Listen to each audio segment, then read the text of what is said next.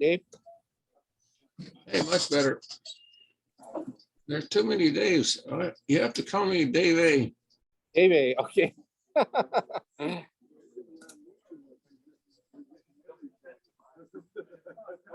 That's for sure.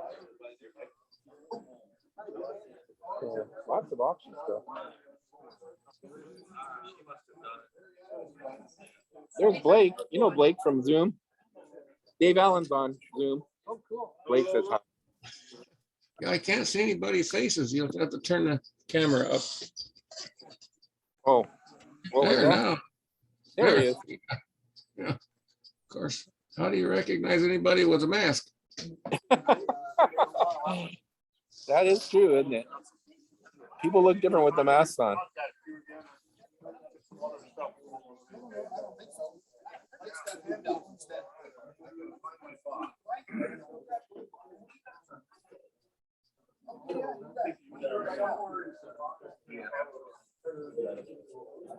There's Pat. You know Pat. Oh, you bet. Can I get my name in? Sure, you bet. I'll definitely have it in. Yeah. Okay. Yeah. All right.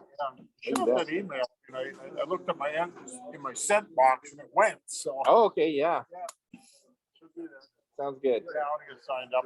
I got to learn more about this. I haven't worked on it much at all. There's a lot to learn, but but once you get it going, it's pretty good. Around with it, but that's damn busy doing other stuff. Hey, there's Robbie. Say hi to Dave Allen. He's online. He knows all the guys from Zoom. Good morning, everybody. Can I have your attention for a moment? All of my classroom items are gone. Somebody inadvertently set this on the free table. It's been opened and all of my training stuff is gone. So I'm looking for a little multi-tester. I'm also looking for a gimbal tester that I built specifically for this morning. And I'm also looking for an up and down converter in a small white box. My gimbal has come home.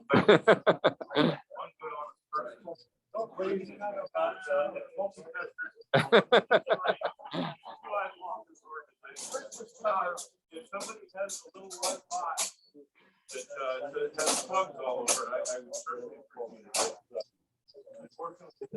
Find your name here, Robbie. Okay, so put it one. Please keep your eyes open for it. It says made in China on Your birthday. white. We've got a pair of outlets on the front and a cord coming out of it. Yeah. Okay. And then you can verify your when you did you start? Yeah. 1980. Okay, sounds good. Thanks so much. That's going to work out whenever you want to. Did you want me to get with you when you want to work on that radio? Sure. You don't know, somebody might take it. Think it's on a free table. Whenever you want to start on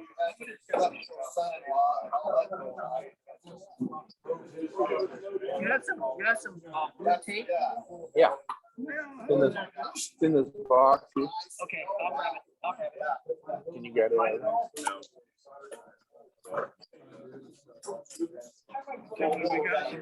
Just put that in the bag. That'd be great. Be careful with it. It comes apart. What's the drawing for this time? A shirt. You see blue tape in there?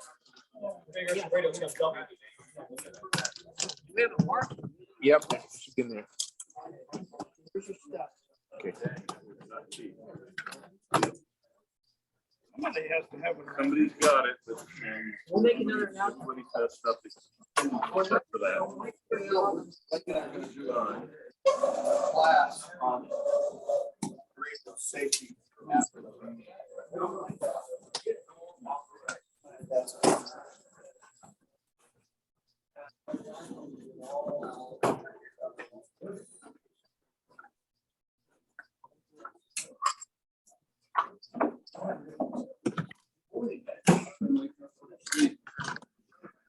Bobby, would you mind? There's a check in here. You mind grabbing it out of there for me? Maybe it'll be a title. You see a check in. Oh, gotta unlock the door. You see a check in there? Yeah, here it is. Okay, great. Thank you so much. I gotta go pay my dues.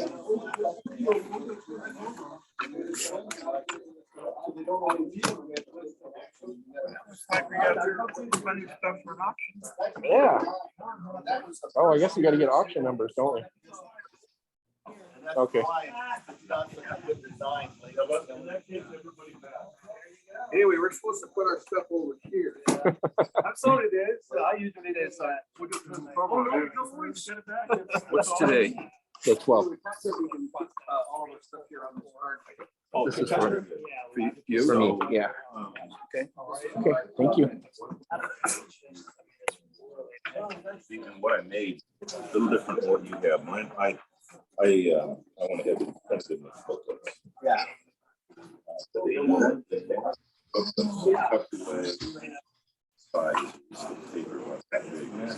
you find this sticker paper, then I'll be able to reflect it to the rise. Sweet. This, the one you were interested in? The Venus one. Oh, yeah. Yeah, that's a 250. Cool. You want this one too? Sure. What do you need for them? Nothing. Are you sure? Yeah. Okay, great. Thank you. Hi, Dave. I got your radios.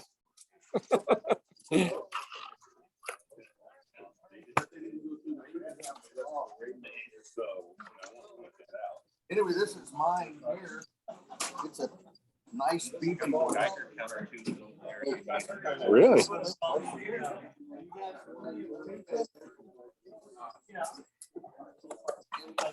Yeah.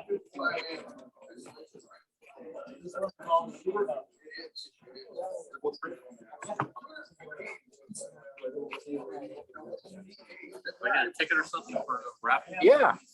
Did you already sign in?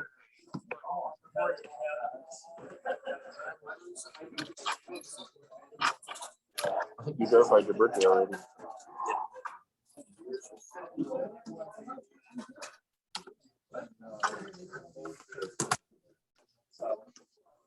How come I got, oh, the check means a verified. Yeah. Let's go put a 1 there. Double, triple check.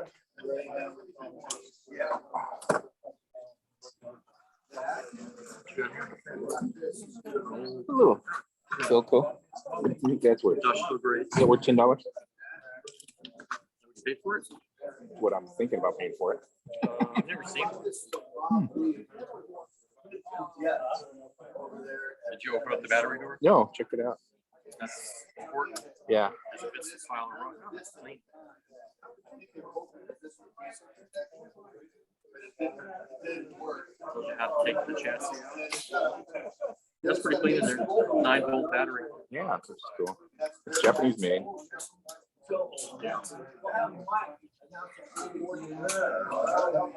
Have you seen one of these before?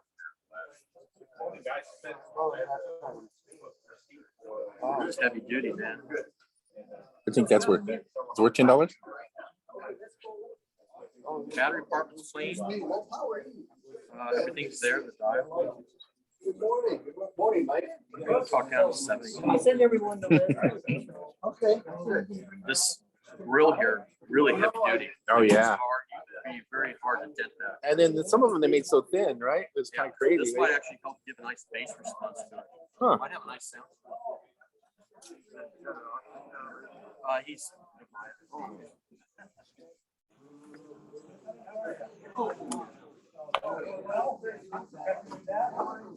So do I bring Hey. my stuff in now? Yeah. This door's locked. Oh, why don't you open it up? We need extra air in here anyway. Burritos last night.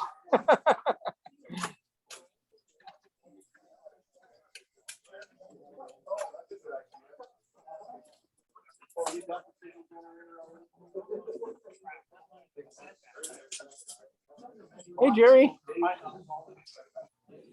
Not any room on the table. Are these tech talks or something? I know we got a ton of stuff coming in here. We can grab you another card table. Go back this way. In that corner there, under the closet. I have one too. Where did you look from? Okay, yeah.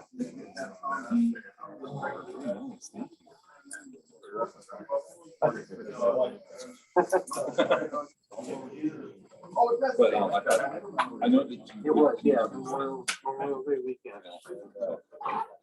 Yeah.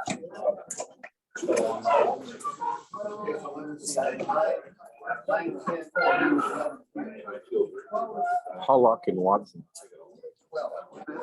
Isn't that a beautiful radio? Hollock and Watson.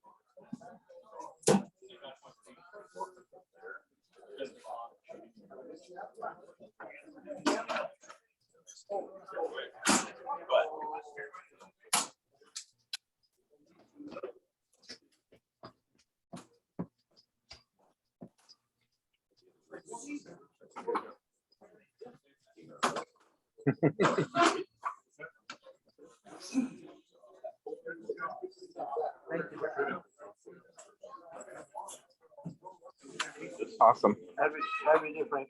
Awesome. It is awesome. The Monarch, Juliet, Encore, Excess, Fever. What, you know the name brand on the boys radio? They're some tiny print. Oh, Marmac. Marmax. That's a neat idea to use a glass thing.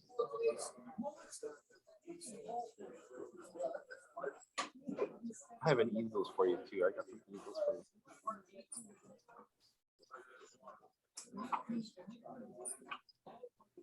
Forgot to bring him, of course. Wave King. Oh yeah. Yeah. So it is a Lord. Is it Lord? I can't tell. The font is too small. L-O-A. Is it load? Lord or Lord. L-O-R-D. Is that an R or an A? Yeah. Sure does look like an R. Well, it's hard to tell, isn't it? It is. I guess that could be an R. Right. Because if that's an O, that's got to be different, right? Yeah. So it'd be Lord. But, you know, he thought it was broken, right? Oh, I don't know. Maybe. Huh. Inside has some interesting features. You know how these guys are the plastic to protect the small fingers from the line cord voltage? Mm-hmm. This Japanese version, all of the cabinet's completely isolated from the chassis with rubber insulators. Mm. And then it has a tube schematic here with the number R501. And this looks like an inspection permit with the same number, but it's all in Japanese. Uh-huh. My wife can probably translate it for you. I was hoping that somebody might be able to take a look. Cool. So it has the Arvin chassis normally on it? Or it's similar to an Arvin? Similar, kind of a cross between one of these and an Arvin. The radio itself more resembles an Arvin than these guys, but hard to say.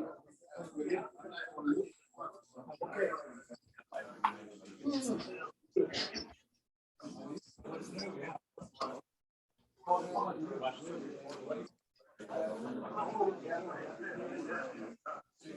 think I'm gonna set you guys down, and then I'm gonna start up another one with, and then I can move around.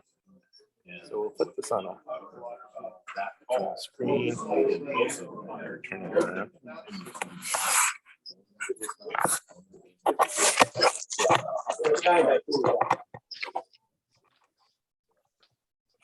How's your goats, Bill? Still eating?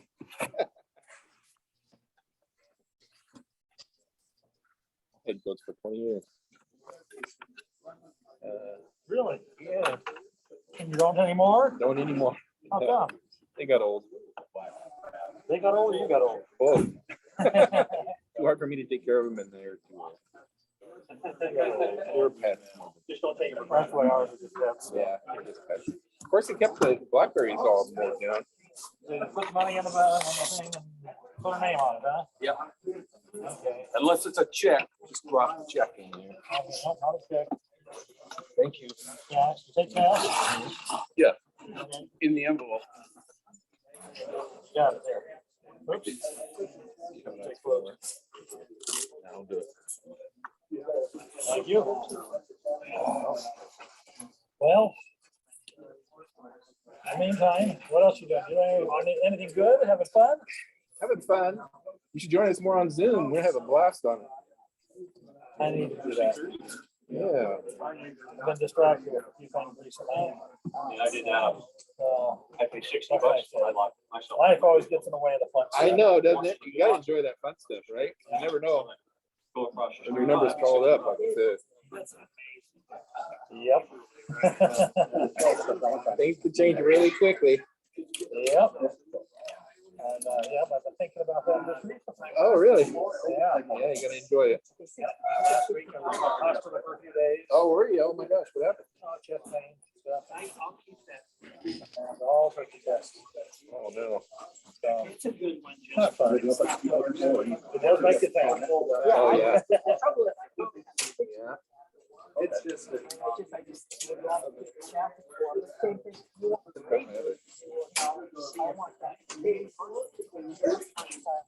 I know why they're doing it, so I can bring them to them. Are people using numbers for their names? I think just I think we're small enough. You know, yeah. This is yours. Oh, those two were gonna go live. Yeah. It's just that. Taking a peek. The circuits. Okay.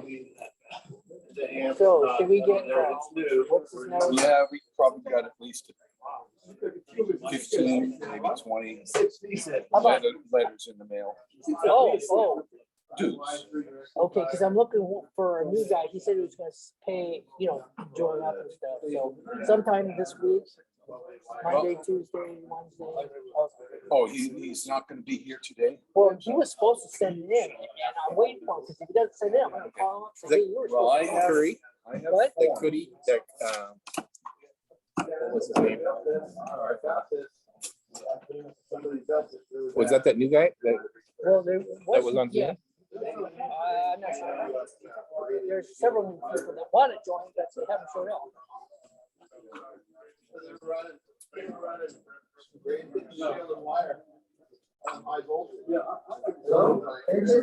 We're gonna start the auction at about 8:45. Sound good? Thank you for listening.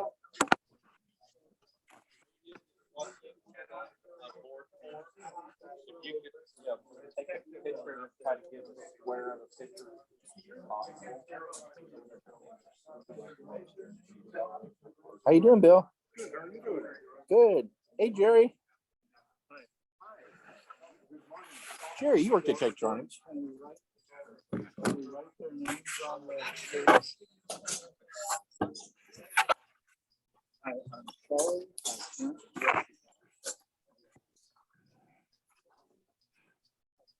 I thought I could, and then I got it in my life and I can't.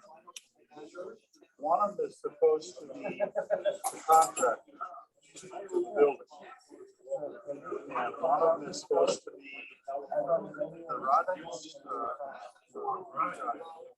I don't know who the third one. Well, I do not see the Rogers guy at all.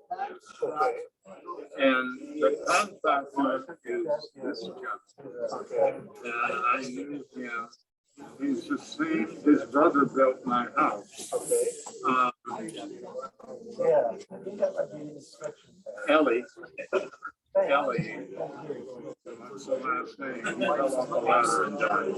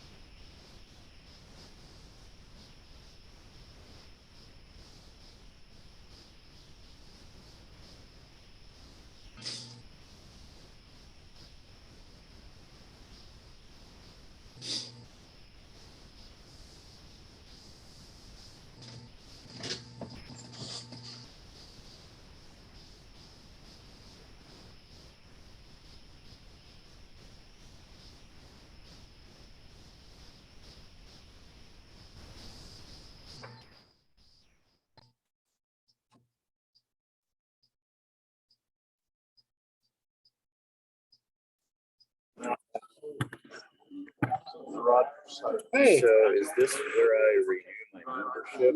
Actually, it's up there or back there. Or David, let's go ahead and check in here. I don't even know if I'm on the Oh, okay. list anymore. You're supposed to be in alphabetical order. I mean, I'm not on it anymore, Oh, okay. so I need to go. So, which place? Where's Ed? Wait till he sits down. Yeah. If you have a check or you have cash, I have check. okay. If you have a check, you can just drop it over there. Give you your name on it. So, and then you'll all be renewed. Could be a name. But you see, if it was for Rogers, Fred Tinker would be there. And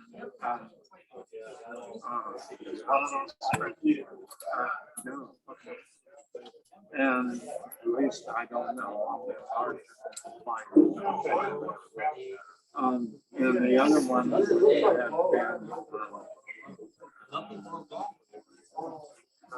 he was just under Howard. He was there. And then the woodworking. And I have a picture of the woodworking. Please compare. And I will compare. But you see, Rogers was already. Hey, Dave Weiss. Nice to see you. Glad you can make it. Hi. I may have to jump out again, but we'll see. That's all right. Thanks for coming anyway. We're just starting the auction here. Okay.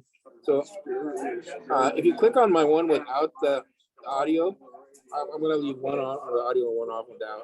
And then this one will just be sitting here. So if you pin that one, you'll see the auction.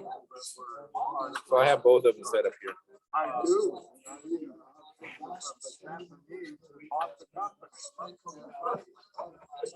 Hey, did you check in? Going to right now. Sounds good. And we're looking for birthdays and then verify the date that you were.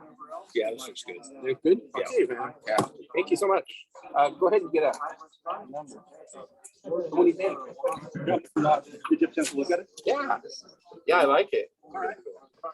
Is $10 too little? That's fine. Okay, sounds good. It's a little radio. I really like it, actually. Good. Glad to hear that. I didn't put like what stuff, but Yeah.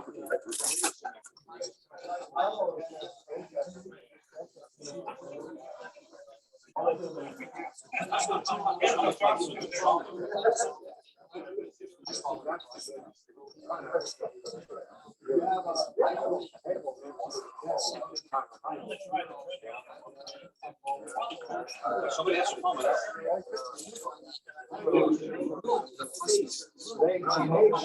I really like that. It works really good. Yeah, I got it. I got my my other channel masters in front of it since It's so much bigger than it. Right. Good, glad to hear that. Did you have any trouble with the volume? No, not at all. I cleaned it out. Yeah. It was kind of scratchy, Yeah. but then it pulled the battery right out of it. It's kind of just displaying it now, but Sure. it's beautiful. It's pretty. Yeah, really. That's nice too. That'll display really well. Yeah. Probably a really good performer too. Would it make really bad? Huh? Would it make anything that was super bad? It's got a nice heavy grill on it. Yeah, glad you can give it a good home. Thank you.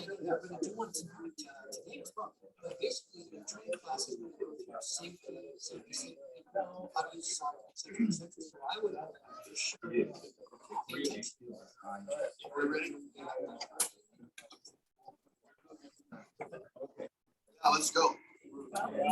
There's a few people interested in one showing on. Cool. Good.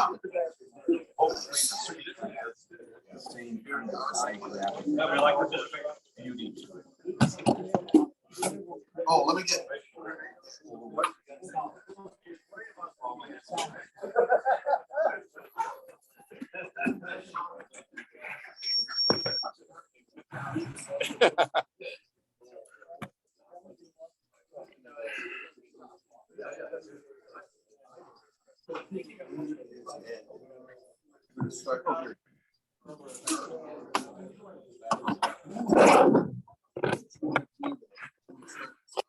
Hey, how you doing, Bob?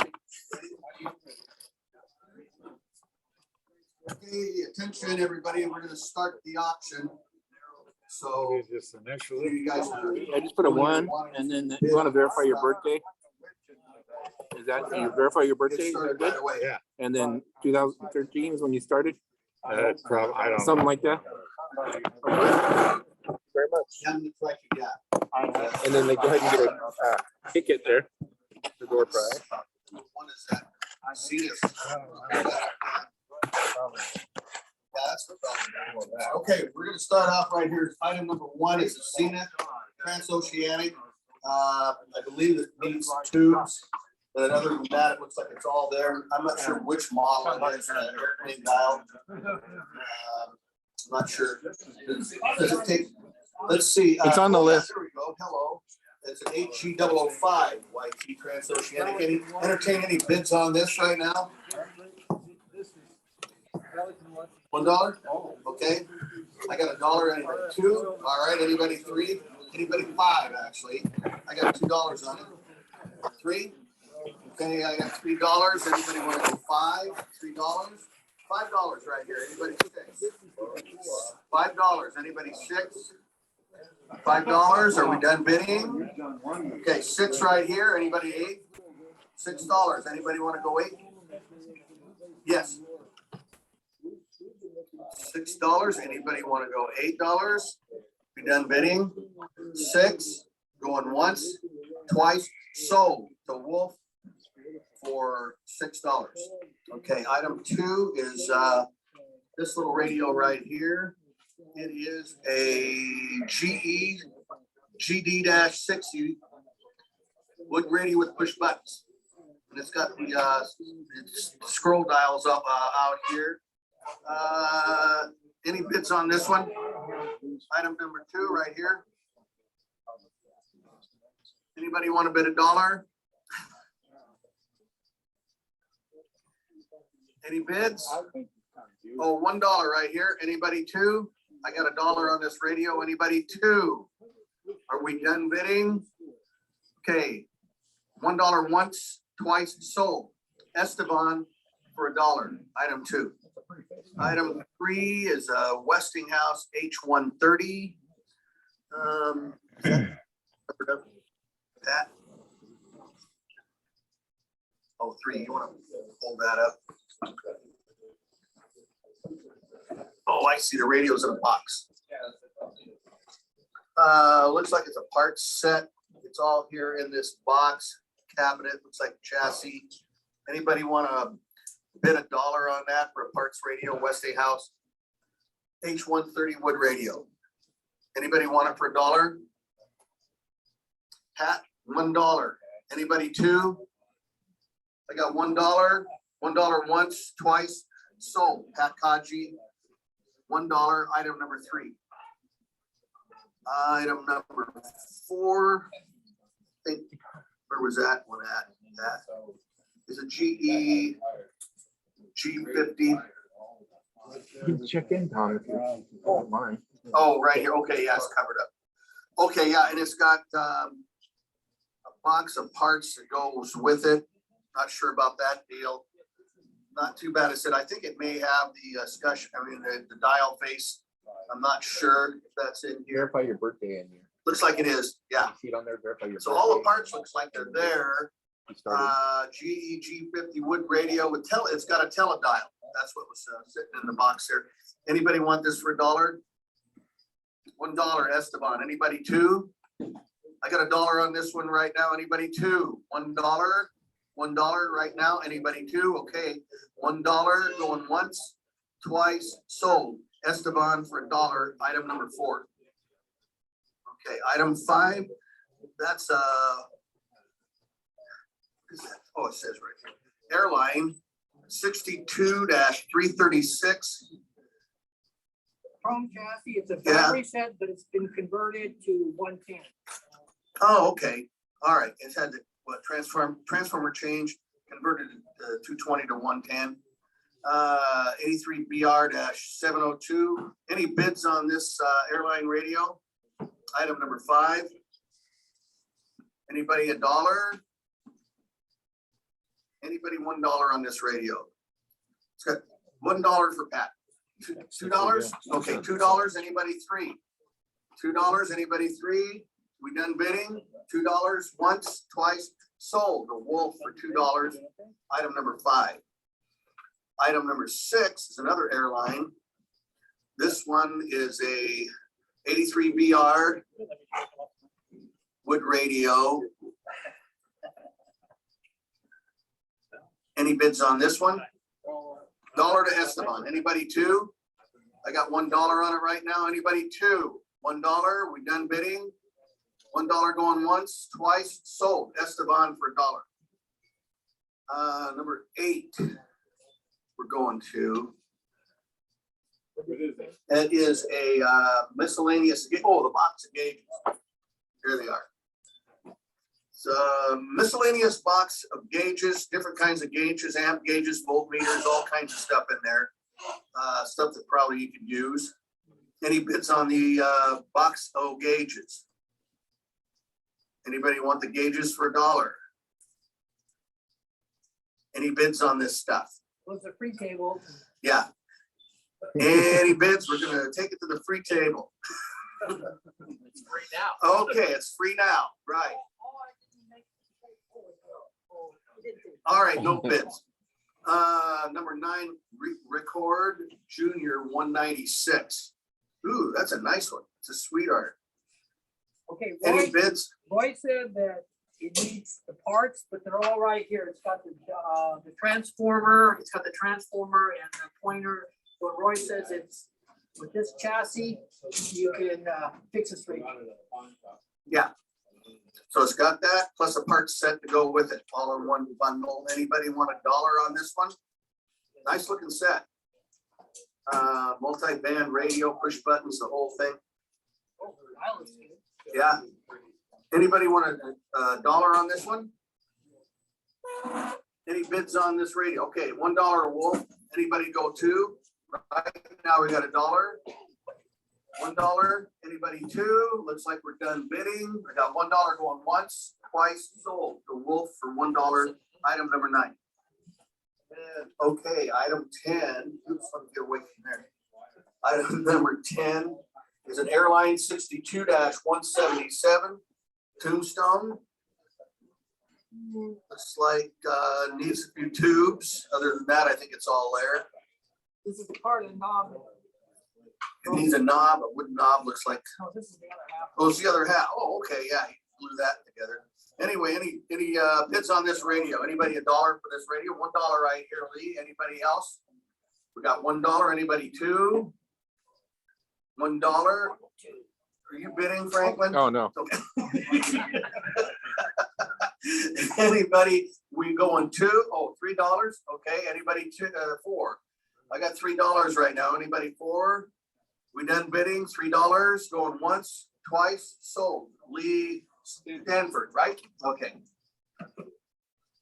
And so that was a Spartan 867 console radio, or it's kind of a big, actually, Is the top of was the a console? console, that was a big table radio. The top of a console. Topo console. Topo console. Looks like somebody did a good job on it though. It's got the glass Spartan dial. Well, the glass has got a crack in it, but other than the dial face itself is there. Anybody want to bid $1 on this Spartan? Whoops, sorry, Pat. Got $4. Sorry. $4. Yeah. Okay, $1. Esteban. Anybody 2? I got $1 on this radio. Anybody 2? $1. $1 going once, twice, sold. Esteban for $1. That's item number 11. Yes, sir. What happened to item 7? That went to the club. As I'm sorry. I'll have to tell you that. That's one of the items that we're going to use to loan out for people. And let's see, where was I? Okay, Packard Packard Bell, wood radio. That it right there. Item 12. Looks like it's got a few parts to go with it. Packard Bell, anybody $1 on this wood radio? Pat's going $1. Anybody 2? I got $1 on this. Anybody 2? $1. We done bidding. $1 going once, twice, sold. Pat Kaji, $1. Item number 12. And the BTVM's going to the club, so we're going to item number 14. Zenith H72 724C. Sorry. Recap needs full. Just needs to be aligned. FM, AM, FM. Ooh, nice Bakelite set. Wow, that's a beauty. AM, FM. Listen to your FM radio. I got $1. $1 to Franklin. Anybody 2? I got $1 on this nice radio. Anybody gonna go 2? $1. $2 over here to Jeff. All right. Anybody 3? I'll go 5. 5 to Pat. Anybody 6? $5 I'll go right 6. now. Anybody 6? I'll go 6. $6. Anybody 8? I got $6 to Franklin. Anybody 8? Come on, Jeff. Are we done? Jeff, go ahead. 10. $10 to Jeff. All right. Anybody 12? I got $10 right now. Anybody 12? $10. It's a pretty one. We're gonna go 10. Are we done bidding? $10 once, twice, sold to Jeff Hutchison. $10. Item Wow. number, what was it? 14. Item 15, Weston unknown AC voltmeter. This is nice, the nice unit. You can hook that up to your Variac and show what kind of voltage you're running out of there. Kind of a nice little unit. Any bids on this? $1. $1 to Franklin. Anybody 2? I got $1. Anybody 2? $1. Anybody 2? Are we done? $1 going once, twice, sold. Franklin for $1. Item number 15. 16 is miscellaneous 3 radio chassis. Box O chassis. Looks like there's some good parts. There's a speaker there. There's an power transformer on one. You got some IF cans, a couple more speakers, some dials. I mean, you can get some good parts out of this stuff. Any bids on this for $1? $1 to Esteban. Anybody 2? I got $1 to Esteban on the chassis. Anybody 2? $1. Are we done? $1 once, twice, sold. Esteban for $1. That's item 16. Item 17 is Pacific Radio Corp. 40 MC1. Whatever that is. Okay. This is Pacific Radio Corporation. Kind of a nice looking set. Kind of looks like a Trailblazer symbol, doesn't it? Yeah.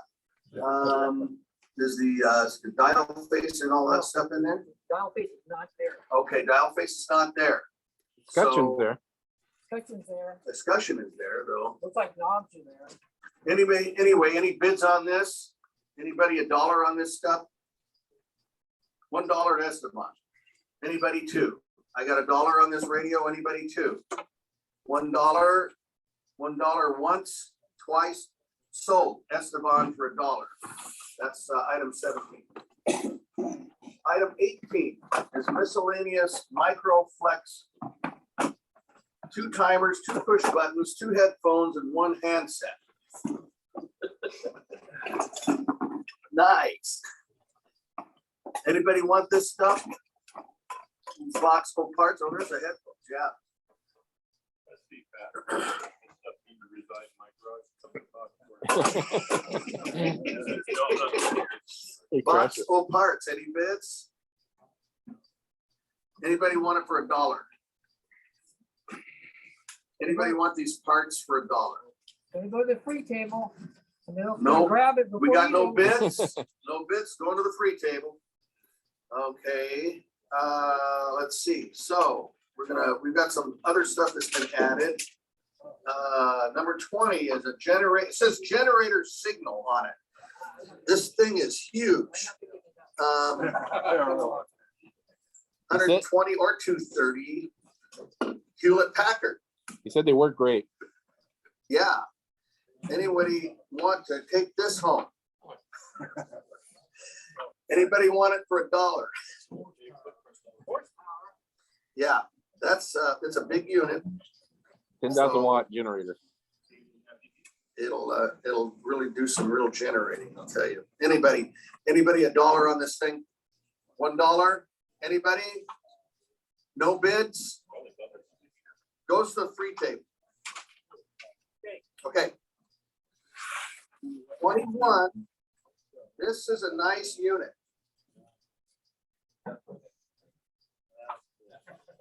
Open it up so they can see the radio. This is a radio. Looks like a little dresser. It's kind of cute. Oh, wow. It's in really nice shape. Really nice shape. The cabinet and everything else. Any bids on this? Anybody want to bid $5 on this thing? Oh, I'm sorry. It's Stuart Warner. Yeah. Stuart Warner. I don't know. It's got a nice back on it, so I couldn't tell you about the insides. God. I'll go $5. You're gonna go $5 Yeah. on it? Look at the feet on it. It's All got right. claw ball feet. I'll go $10 on it. 15, All right. 20. You want 20? All right. Anybody 25? I got $20 on it right now. Anybody 25? I got $20. Anybody want to go $25 for this nice set? You both does. Yeah, you do.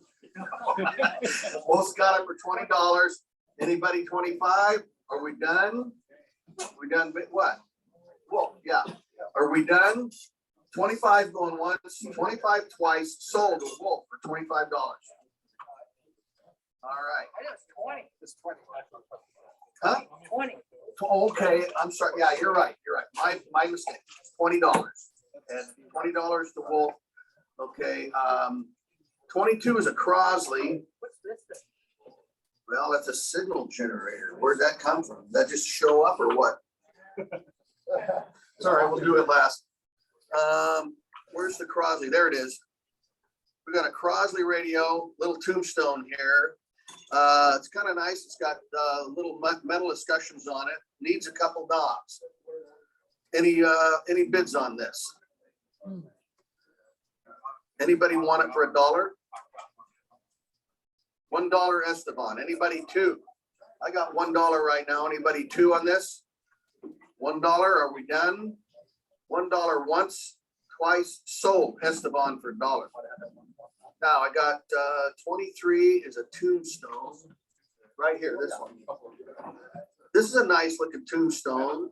It's got a slide rule dial on it. Nice speaker. I don't know if it's got all the tubes. Anyhow, it looks really, really pretty good. That'd be a good project.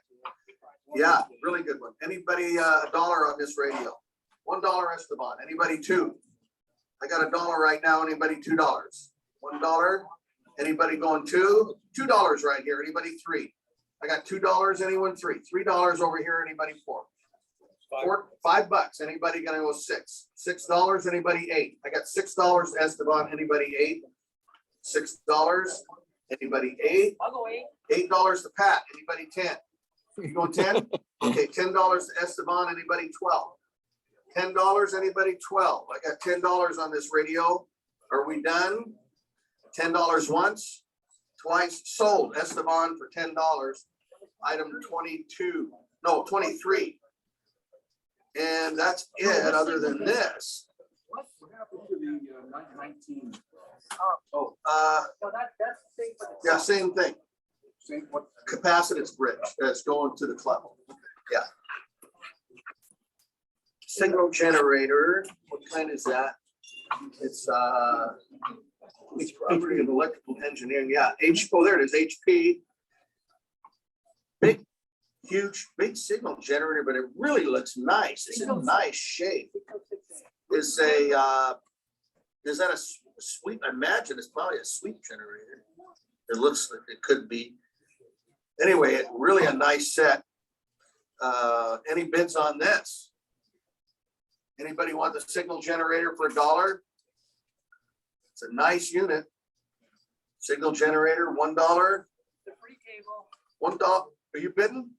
Okay, $1 in the back, one to Mike, and $1, anybody two. I got $1, anyone two. $1, all right, $2, anybody three.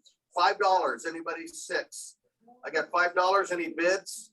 Any more bids on this? I got $5. $5 once, twice, sold. Mike Miller for $5. That's the extra item, Ed. I have the same model signal generator. That's a Hewlett Packard 606. And if you need help restoring it, come to me. Okay. David Wise. I'll let Mike know. Thanks. I have a radio delivery for Seattle Club. I also have one of those, and those are They're humongous. I have a radio delivery I need to make. $5 is a great deal for that. For Seattle Club. So if somebody's going to Puyallup in the next couple weeks, come see me. Thank you.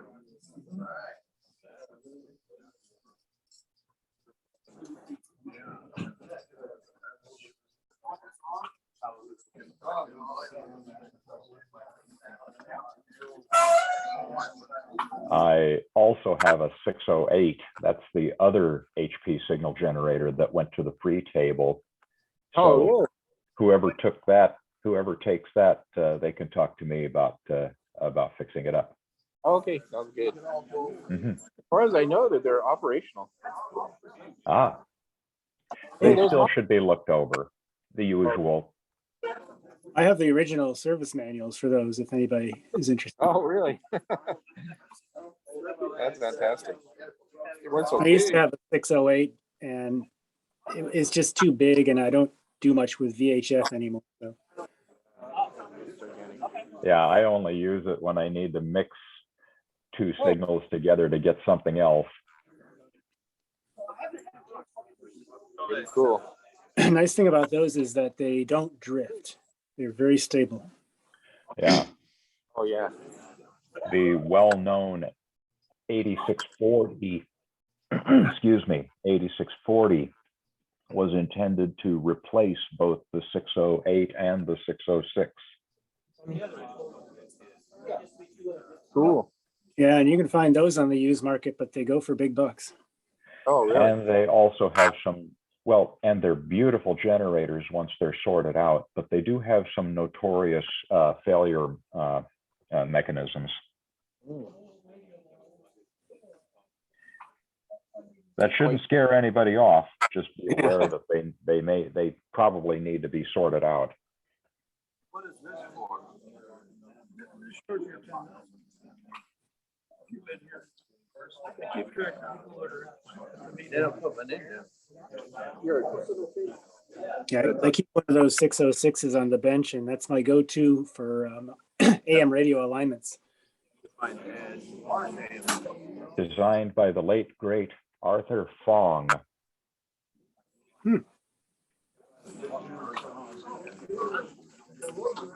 The cash? No, he gets all excited when he sees cash. Me too.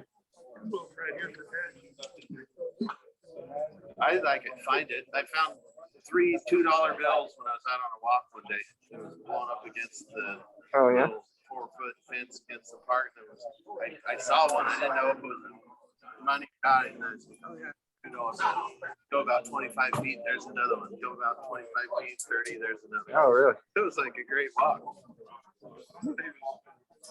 They fell out of somewhere. Maybe no license. Go ahead and get your thing. Have you signed in? I soaked them in rubbing alcohol. Rubbing alcohol when I got them. Christian, fill out your. This is a door prize.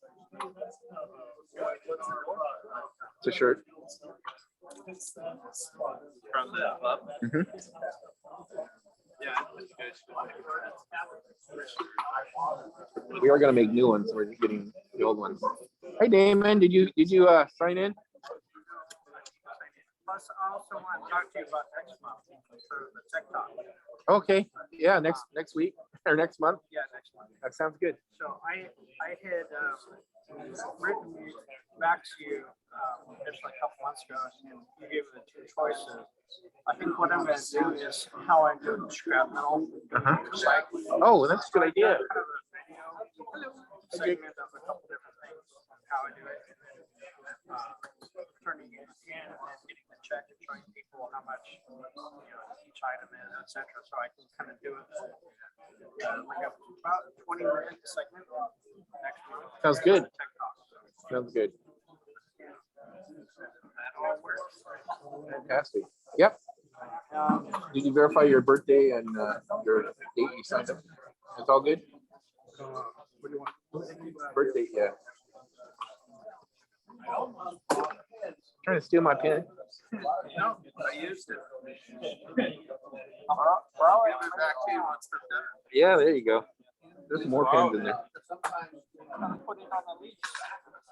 I'll get your name tag done as soon as I get these all done. It's coming soon. I know you've been wanting one for a long time. Where's the beginning? I know you're in the beginning. Huh. Oh, it's over there. Oh, it's way over here.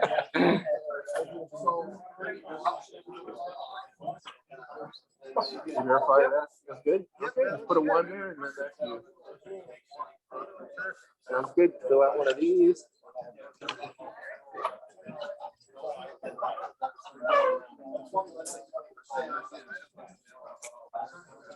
Want to find Damon too for me? Have him help you.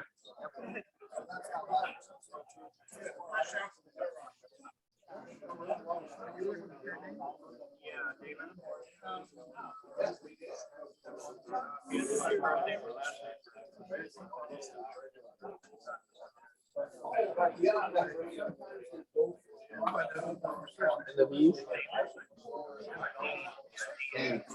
Right there. When's your birthday, Damon?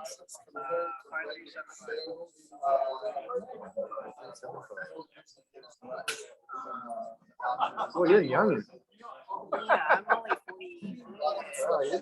And did you join the club in 2020? No, I've been Okay, quit banging. somewhere in that. It should be close to the year. Yeah, I started with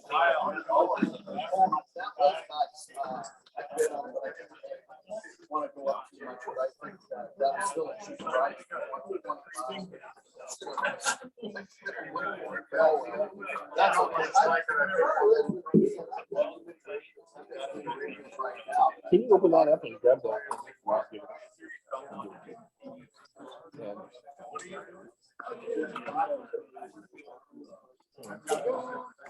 Thank you. Thanks so much.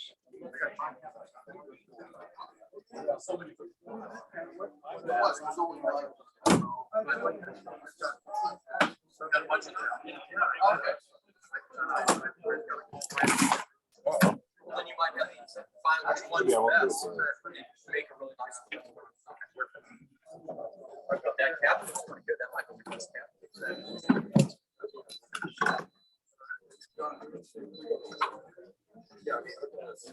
I have the same radio.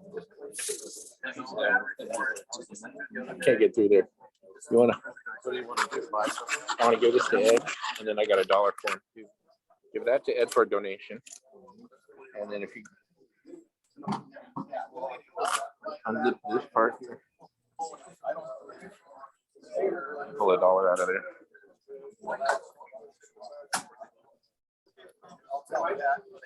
And that's for number 15. 15? Yeah, if you give it to Ed.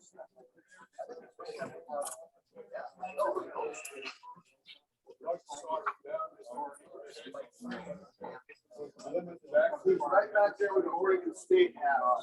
Oh,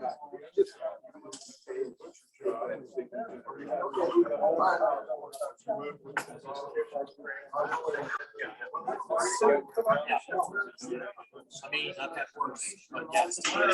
Yep, that's a donation too. No, from somebody else.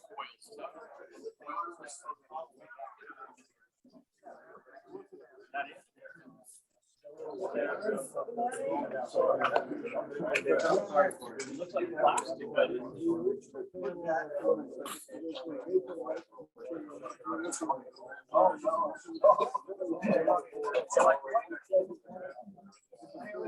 Hey, how you doing? Oh, cool. I owe you some money. Oh, you're gonna pay my dues. Okay, I'll pay your dues.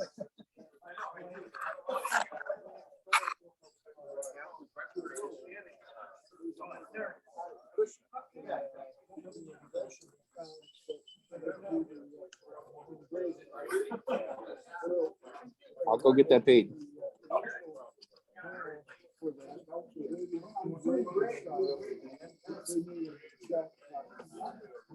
How you doing, Myron? you like the auction, but that's they haven't seen anything anyway. Look at this little Foco. Isn't it cute? Isn't it? Look at the grill on that thing.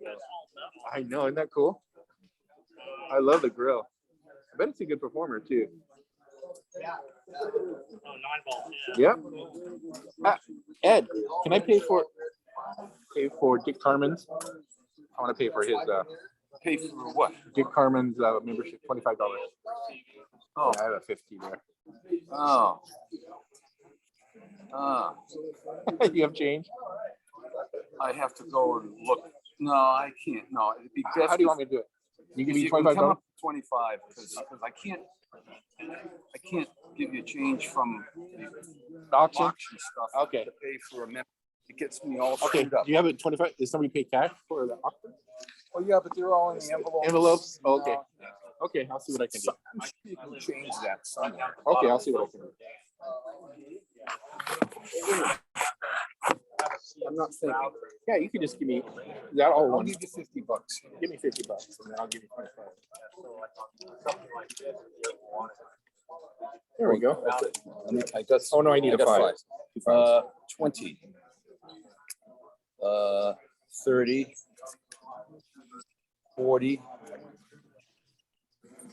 55, right? Oh, just 50. Right? That could be 50. Hold on. Okay, you're gonna count it again. 20, 30, 40, 50. Correct. Okay. Very good. 50. Now you can Now I can give you 25. 25 for dues. For dues for Dick Carmen. Good. There we go. Good. All righty, thanks.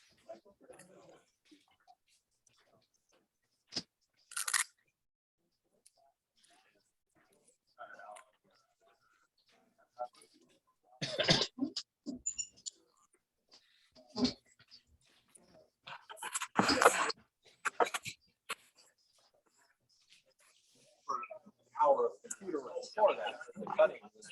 And what's nice about that is I've got the file, so if anybody else has that or a range, I can just put another piece of wood on there and cut it out for them. Dick, paid, all paid, all paid, all paid. Okay. Thank you, I appreciate it. I really like that one radio. It's nice. It's all packed in. My wife says, if you don't take this, I'm gonna make it. Oh, thank you.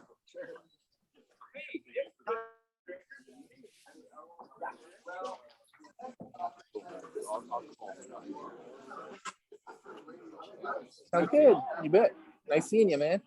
Thanks for coming to the Zooms all the time. I really appreciate it. Oh, great. I'm enjoying it. I'm trying to do two at a time. See. I'm gonna go. I'll see you later. Thanks so much for coming. Oh, sure. Thank you for helping And I'll out. let Mike know. Where is Mike? Okay. Okay, great. If you see him around, I'll let him know now. He was just at a weird spot. So. Mhm. And Good morning, Dave. See you later. This Hey, Lyles. is Hi. Lyles Garcia. Good morning. Just want to say good morning. I saw your face on my screen. Oh, I'm surprised that you were able to even recognize it. The camera on this laptop is really broken. Well, I've seen you a time or two before. Yeah, that's true. That's true.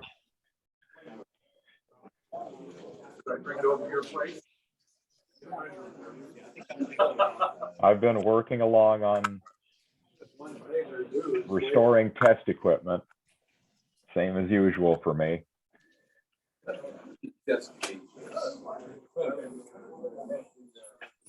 I'm also recovering from surgery for a ruptured Achilles tendon. Meeting.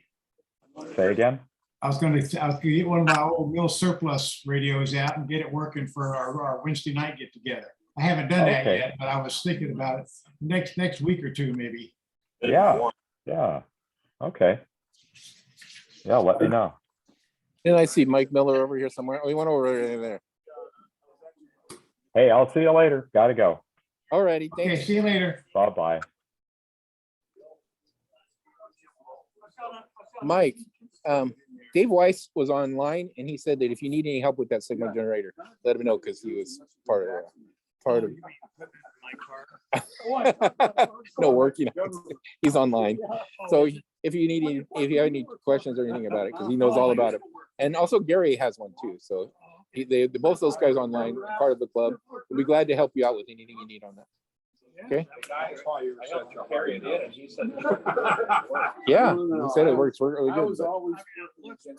Yeah, they're just gorgeous. Mm-hmm. I remember what it was. Thank you.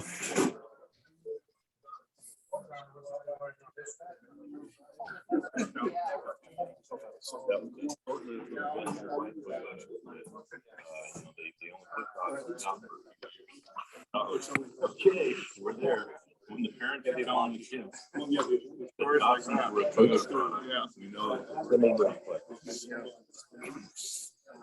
Has everybody checked in?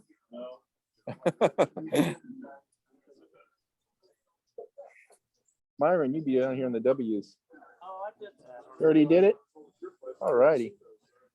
My guess is 1993, but that's the best thing. Okay, all we need is a guess. I remember my birthday. I'm somewhere between bad and dumb, closer to dumb. Diet. If I remember your name. Just remember Diet. Oh, somebody's already checked. Oh, I already verified your thing. That's what the X is. What's 2009 mean? Is that when you joined? Oh, no. Okay, scratch that out. That's weird. Somebody did check it in. I didn't do that. If you don't want to give us your birthday, you just give us the month.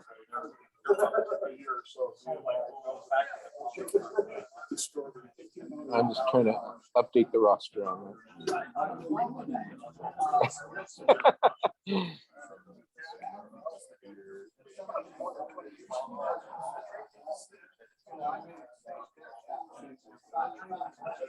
So what's the first column?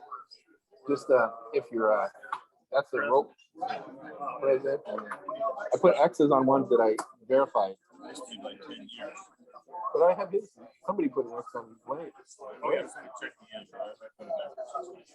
Okay. Sounds good.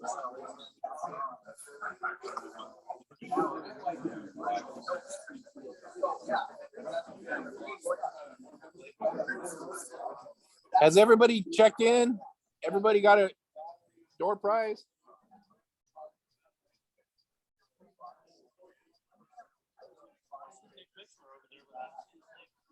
Uh-oh. Come on, did you check in? I can check you in. Okay.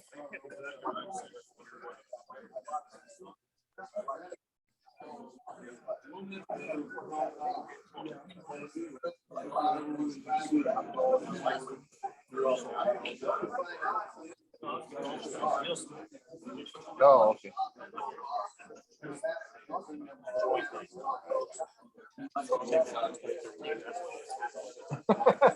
It's about 1990. Oh, really? Oh, really? Are you ready to do it again?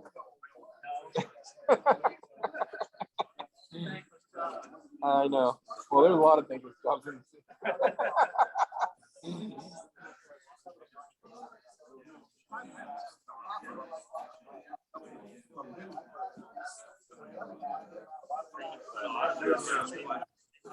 Yeah, I'm gonna do name tag.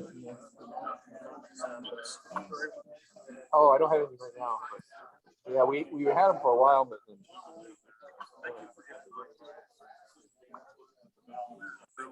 Oh, there we go. 80? Yeah, right on the outside. Yeah, Myron was calling you out on that. He's like, there's no way. You've been here a long time.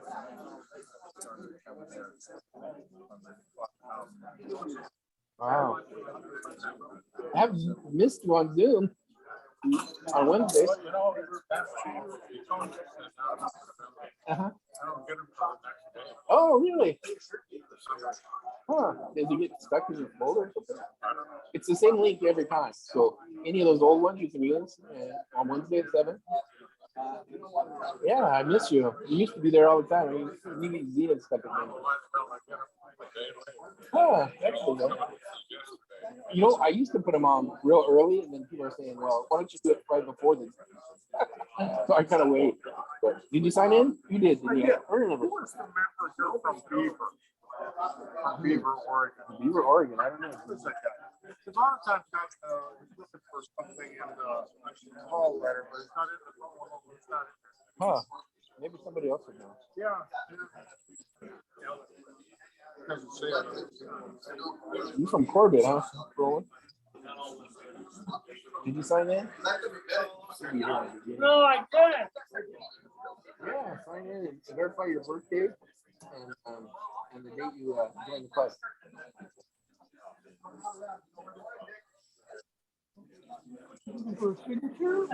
Nope, just your birthday. So just a one for how many attendants you have here. Your birthday, and then verify your 2014. My 10-9. Hey, everybody, sign in. Why don't I sign in? Sign in, verify your birthday and your date you started. You're I verified yours, right?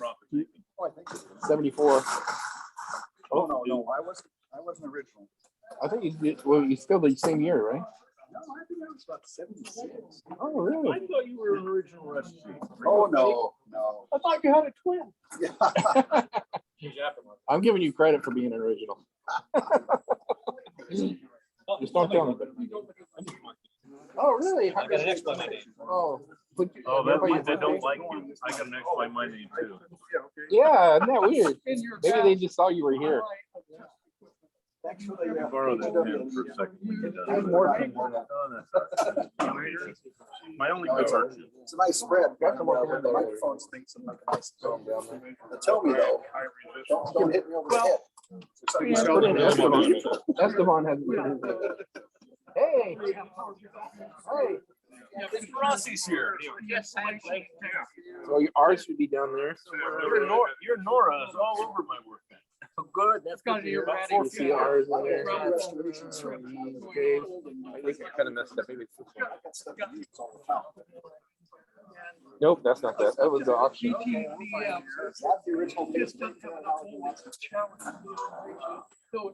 see him? Give it to Esteban. Is that the right birthday? Okay, sounds good. Maybe something got wet. Yep, you're all good. $25. Meeting will start in a couple of minutes. Has everybody signed in? Everyone signed in. We have a door prize. Door prize, but you have to sign in and get your tickets.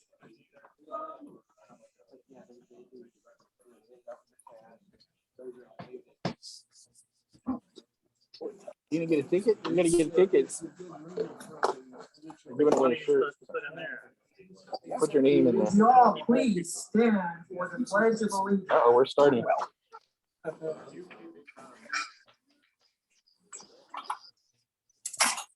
I pledge allegiance To the flag of the United States of America and to the republic for which it stands, One nation, under God, indivisible, with liberty and justice for all.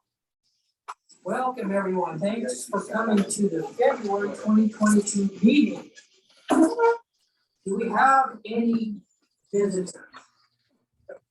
Oh, yes, down there, please. My name is Ted Benson. I was a member here 30 years ago when I was going to grad school at Oregon State. The name I remember is Sonny Clutter. He was president back then, I think. He had the basement enviously full of radios. And can't do it anymore, so I'm trying to get rid of my stuff. Good seeing everyone. Okay, thanks for showing up, Ted.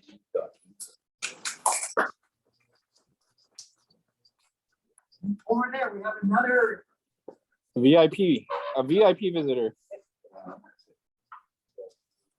my name is Jay, and I'm from the Guitar Group in From, she's the president. You're the president of the Guitar Club. And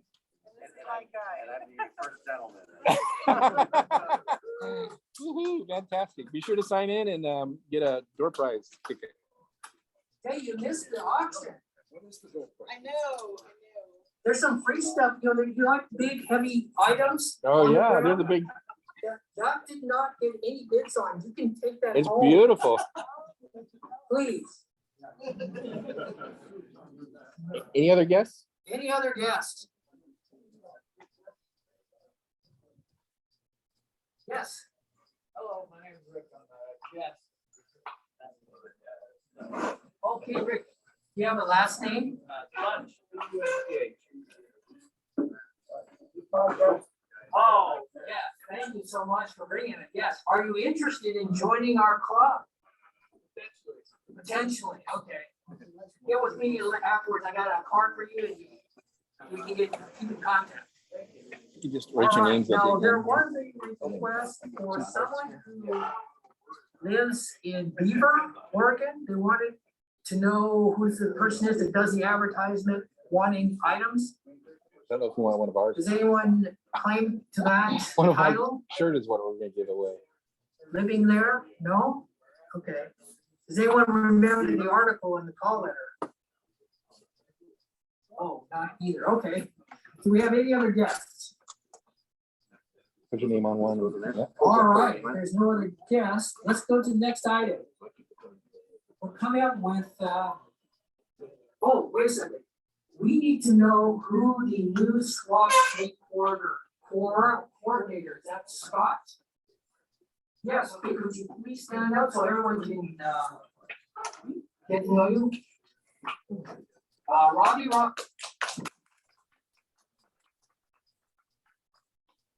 Robinson is going to help transition this to the new SWAT meet coordinator. And we're so happy to have it because you have to remember one time, no one volunteered for this. So there was one occasion where the society did not have a SWAT meet, and that's because no one volunteered. So we really appreciate your stepping up to this. Oh, wait a second. We have a person here who hasn't been here for a while. I think he's standing back there. Welcome back, Tony. Good to see you. And he has donated a bunch of coffee cups. Is there any health and welfare? Any updates on Bob Newell?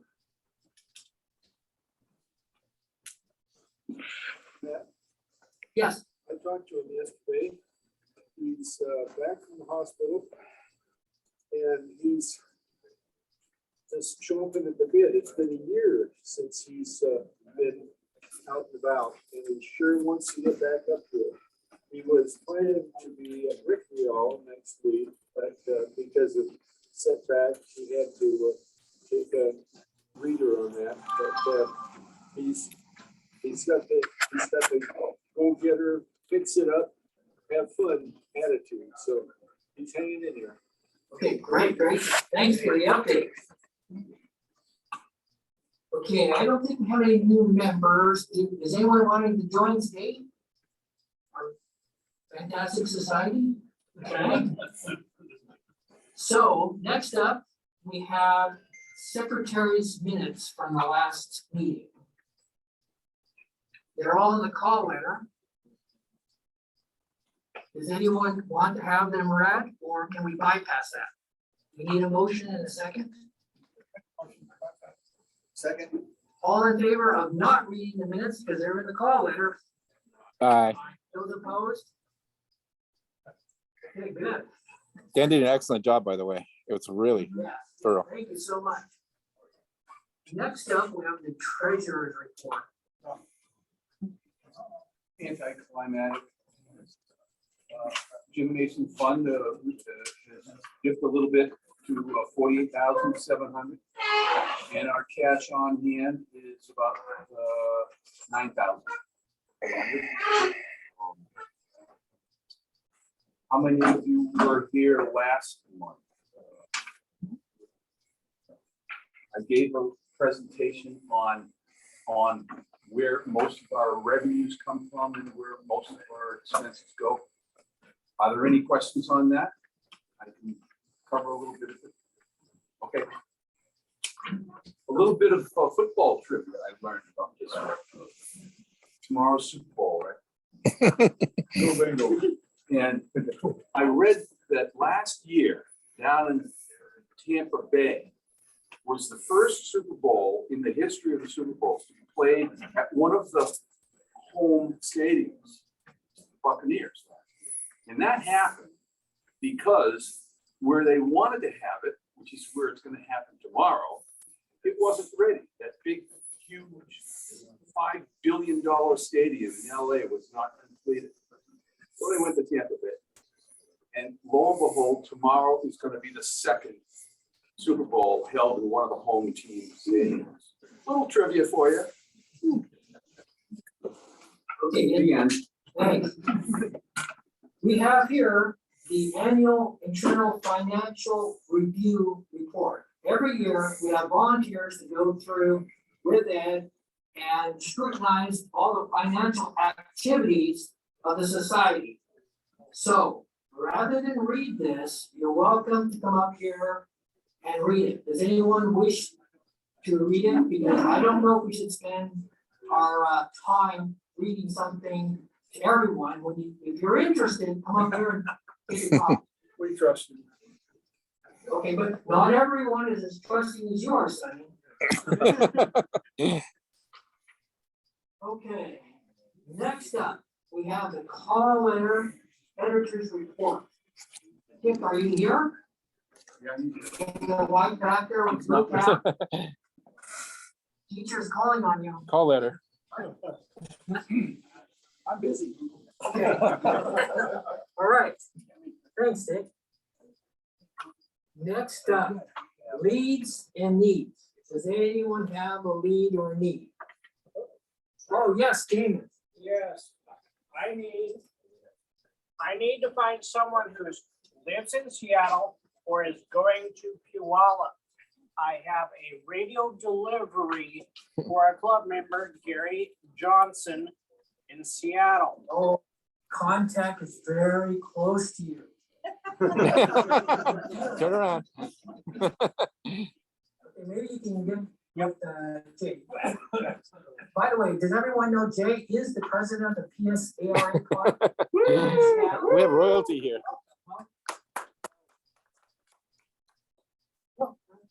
Why are you spying on us?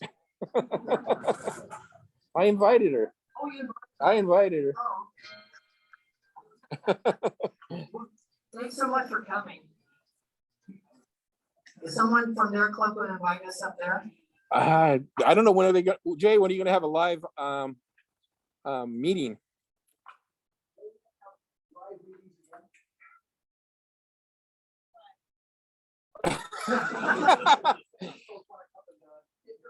Tell them about your Zoom meeting.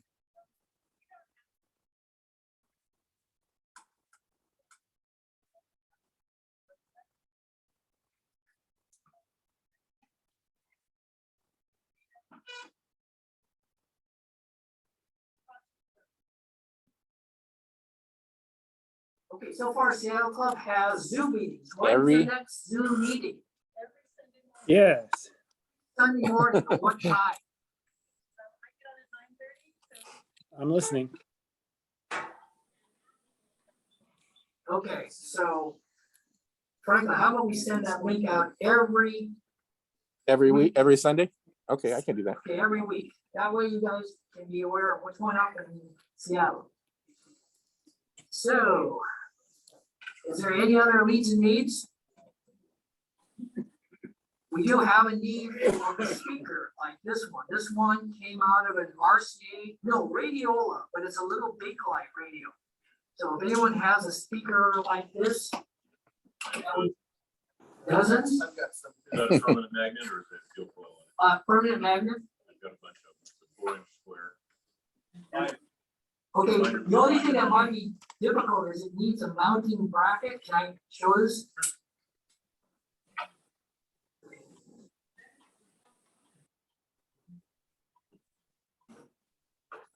Okay, so you can.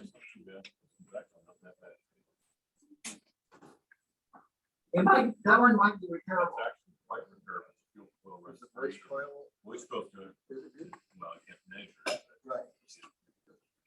Oh, I see what you're saying, yeah. Hopefully it's not. Maybe, this narrows it down from dozens to possibly one. Okay.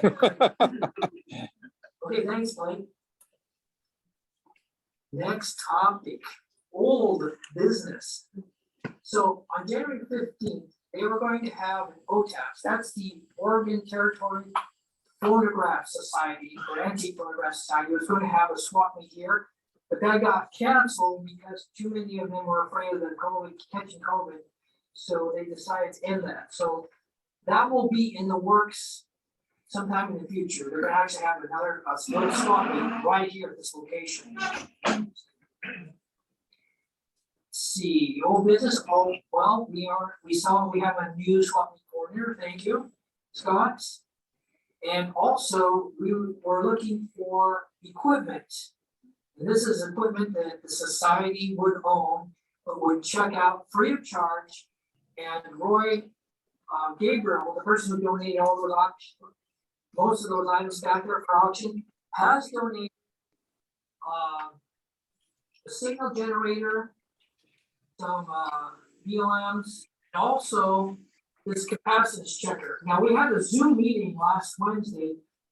We are looking for a member that can piece this back together again. It's been taken apart, looks like maybe some repairs done to it. But we're looking for a volunteer that can help us reassemble this so that we can put this in the club's inventory of equipment that can be checked out. So it's a capacity checker. Anyone wish to help out? If you do, come see me after the meeting. So we thank for those donations, and the only thing we're looking for now is still is a soldering station. So if anyone has a soldering station they wish to donate or sell for a reasonable price, come contact any board member and we'd be happy to take you up on that. Is there any other old business that people want to talk about? Yes, Dick. Yeah, what about Robbie? Is there any people that have paid ahead on tables? Yeah, there's We not- didn't have swap meets. There's 2 or 3 of them already paid ahead. Am I paid ahead or not? I don't remember. No.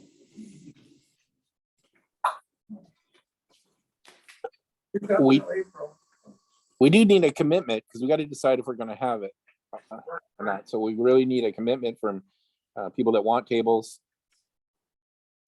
Right. So, is there any other old business that people want to talk about? How soon do we need to know how many tables? That's next. Coming up. If there's no other old business, we'll skip over to the new business. So we have done many surveys the last 3 years in a row, and unfortunately, a lot of them, we put a lot of effort, work into it, but hardly anyone ever responds to those surveys. This year, we thought, well, we try something new, is a survey or suggestion box. And lo and behold, there's already a couple suggestions in there, so we want to talk about this, and then right up to the swap meet. We want to talk about conflicting items. This one says here, maybe we should change the date because the Key and Mike show is the same Saturday we have our meeting. So a suggestion was brought in there that maybe we should change it since it's every year on the second Saturday of March. Should we change ours to a Zoom meeting? Should we change it to a different date in March? Meeting or the swap? Well, then this is the Mike and Key swap meet every year In Puyallup. in Puyallup. We'll get to the other one. So do we have any thoughts on that? Because we'll run a little short on our members in the month of March because of the Mike issue. It's a possibility we should think about this and maybe for March of 2023, switch it to a different Saturday. I've already checked with Judy. There are no more available Saturdays or Sundays in the month of March. Yes, Mike. I wonder how many people actually are gonna wanna go up to the Mike and Key swap meet next month. Is it something that great deal of membership that's going up there, we're gonna have no one here, or is it just gonna be maybe 1 or 2 people? Well, let's have a show of hands. How many people are going to go to the show second Saturday in March versus to come to our meeting here? 1, 2 people? 3, 4. 3, Four. 4, okay, 4 people. I believe there's other ones, if they were would meet, they would also raise their hands. So maybe the lower, like 12%, 4 people out of maybe 40.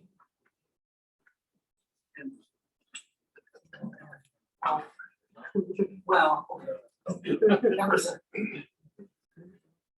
All right, so what do you guys think? You want to think about doing this for March of 2023? Because we can't do it this year because there are no other available dates in March 2022. And if you send the communications out, how many people are gonna show up at the door here on that Saturday, thinking you did that? Right. I just keep it safe. Keep it the same? Same. Okay, all right, I'm sorry, you guys. We're gonna have to keep it the same. We'll miss you a little bit. Bring your computer and get on Zoom. Oh, yeah, you could do that. You could Zoom the meeting while you're driving up there. Yeah, good idea. Okay, another suggestion came in is a separation of the business portion, because we have a lot of complaints where people don't want to sit here and listen to the business portion. Suggestion came in was we separate that. We have a meeting and the business portion is separate from our fun and games. So we do have, there's people out there that don't like the business portion. You want the board members to make all the decisions and not involve people, because, you know, it clogs things up, the discussions go on and on and on. Any feedback on that? It would be something perhaps maybe separating it to where the business meeting is always on Zoom, and people who want to attend the business meeting can attend that, and then we come to a meeting like this where we don't talk about Have Jay. business things. Yes. I'm a board member of another club, and we switch to the board members making the decisions. And any member who wants to join in, they're more than welcome. And it's been well received. Other than the treasures, just the very basic things we really streamlined, and people really appreciate it. So are you saying that you have a separate meeting at We a have separate a location separate just board for the meeting that board? we get together with, and we might meet on Zoom or someplace where there's good beer. And there's no business at the That's all regular- business.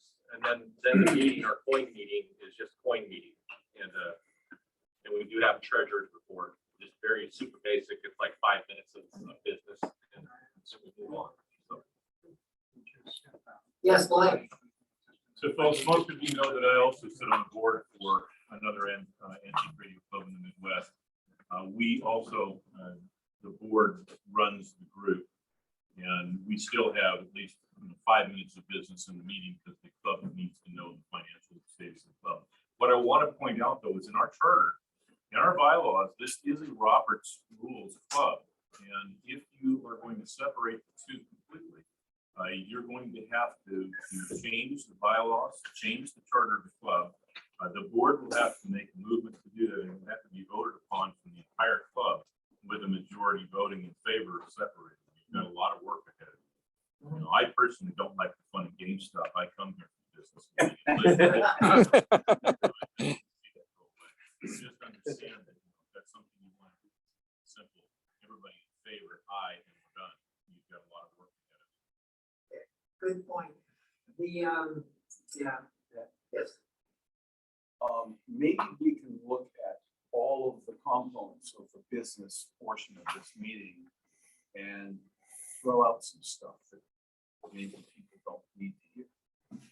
That's possible. What, I think our meetings are pretty well run. I think it's fairly efficient because all the treasurer collector, executive, all those don't take more than a couple minutes each, right? So I don't know if that's a huge need, but it did come into our suggestion box and we want to talk about it. That's true. Blake is right. If we were to separate that, we would have to do some major changes, and I don't think we want to necessarily go through that because those are registered by the state of Oregon. Isn't that true? So I don't think we want to open up a can of worms.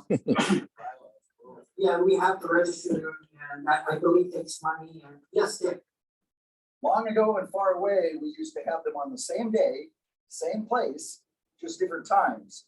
And if we wanted to have our normal meeting and fun and games, as you say, and then at some point in time, say, now we're starting the business meeting and not have anything on either side of it. The business meeting is there, same place, but then people could leave. That would, I think, fulfill the bylaw requirements. And it would give people a line in the sand that they could step out quietly or noisily. And it might work that way.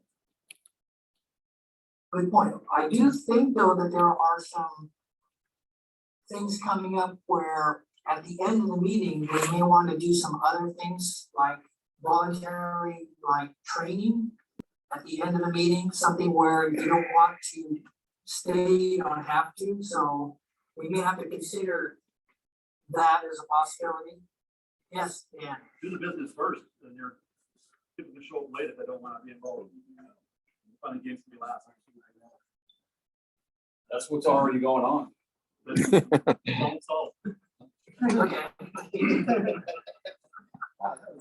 All right, well, Jay, did you have something to say?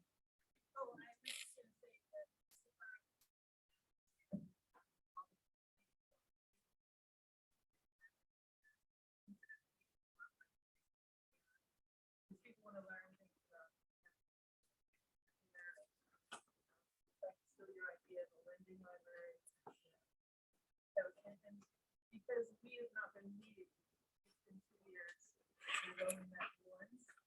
I think we want the meetings to be more social.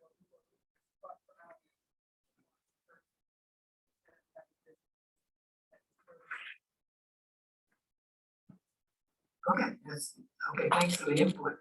Well, then my suggestion is perhaps on this is we table it and continue like we are, unless there's a need to separate them and have a business portion at one end or the other. I don't know, I think what we're doing now is working. Do we have any comments on that? We've had a conversation about it, and you've had a suggestion about this. This is a chance for people to kind of take a side and put their suggestions. I would say you can table it, but advocate for people drop in their suggestions.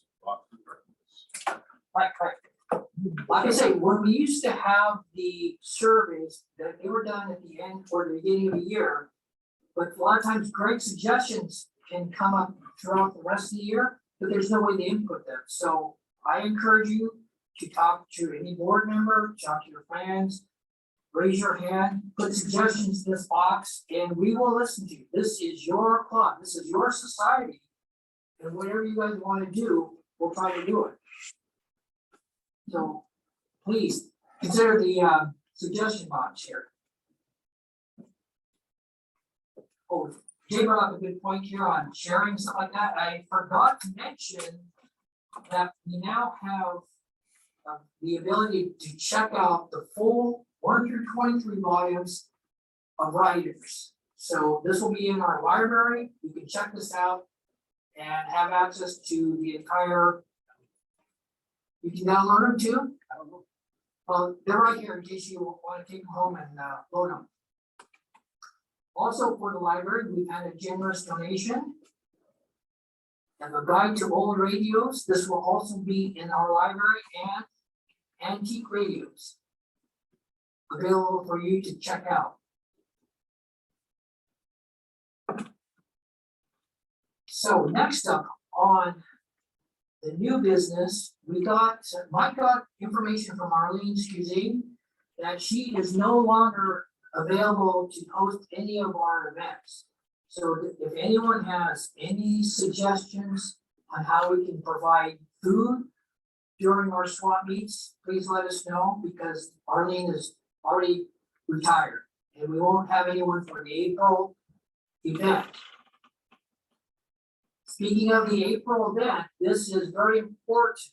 Last fall, we had a swap meet in Aurora, but from what I understand, it was very, very poorly attended. We need to know how many people plan to show up and how many tables we need to provide. If we can't meet the threshold, then there is a suggestion to hold a swap meet here. We can have probably easily 12 to 15 tables set up. So if we're going to be in Aurora, we need your commitment. We need a show of hands. What is the date in April? It's always the second Saturday of the month. So it's April and October. Sometimes it's changed, but pretty much we've been set, right, Robbie? We've been having April and October. So can we have a show of hands of how many people are going to be vendors there? How many tables? Can you write the number down, Secretary? You gotta count them. 1, 2, 3, 4, 5, 6, 7, 8, 9, 10, 11. Hey, I got you, I think. Does that sound about right, everybody? 11? 12? If you don't put your hands up, you see me after the meeting. You need $15 now. The reason why we need this is because if we cannot make the threshold or the number tables for April, we have to have time to contact the other clubs, the radio station advertisement, the flyers that go out.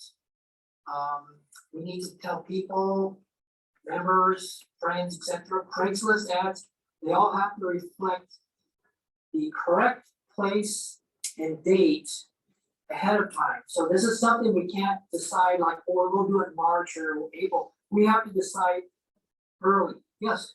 What is the threshold? How many tables do you need? We're thinking About 24. 24. Well, we thought, I don't know. That's hard to say because what we have to do is we have to figure out how much it costs to rent the VMA, right? And then we have to divide that by 15. I'm not good at math. And You want to at least break even on table then? we would like to, if it's going to run us a little in debt, we're willing to do that because probably our threshold probably should be like 20. Robbie, do you know what the maximum capacity at the American Legion is?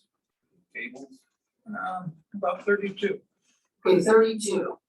But I think our threshold should be probably 20. Like I say, I don't think it's a bad thing that we don't break even because once you change a venue, then if the people will show up and, oh, it's not here, then they have to go to a new place. And whenever you change the time or dates or place, then you have a gap.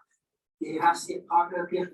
Remember it's here and then it builds up. So if we start switching back and forth, that's going to be detrimental because I can guarantee the first time we switch over, we're not going to have as many people from the public come in because they're always going to think, oh, it's always here. Whoops, it's not already. Where is it? So we have to consider maybe running a little deficit if we want to change. So what do you guys think? Do you think we should just go ahead and forward with 15 committed so far and then hopes that we sell more? Is it? I would. Okay. Yes, John. Are the tables strictly limited to business radio items? I don't believe so. No. Okay.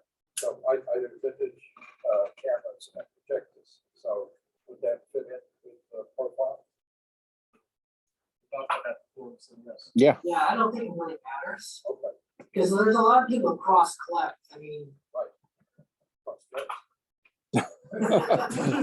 That's a little personal. And what is the cost of the table? $15. and what is the size of the table? I think they're 8 by. Ooh, 8 feet. Sorry. Yeah. They're just basically the same as these. These are 8 footers. These are 8 footers. Okay, it's $15 per table.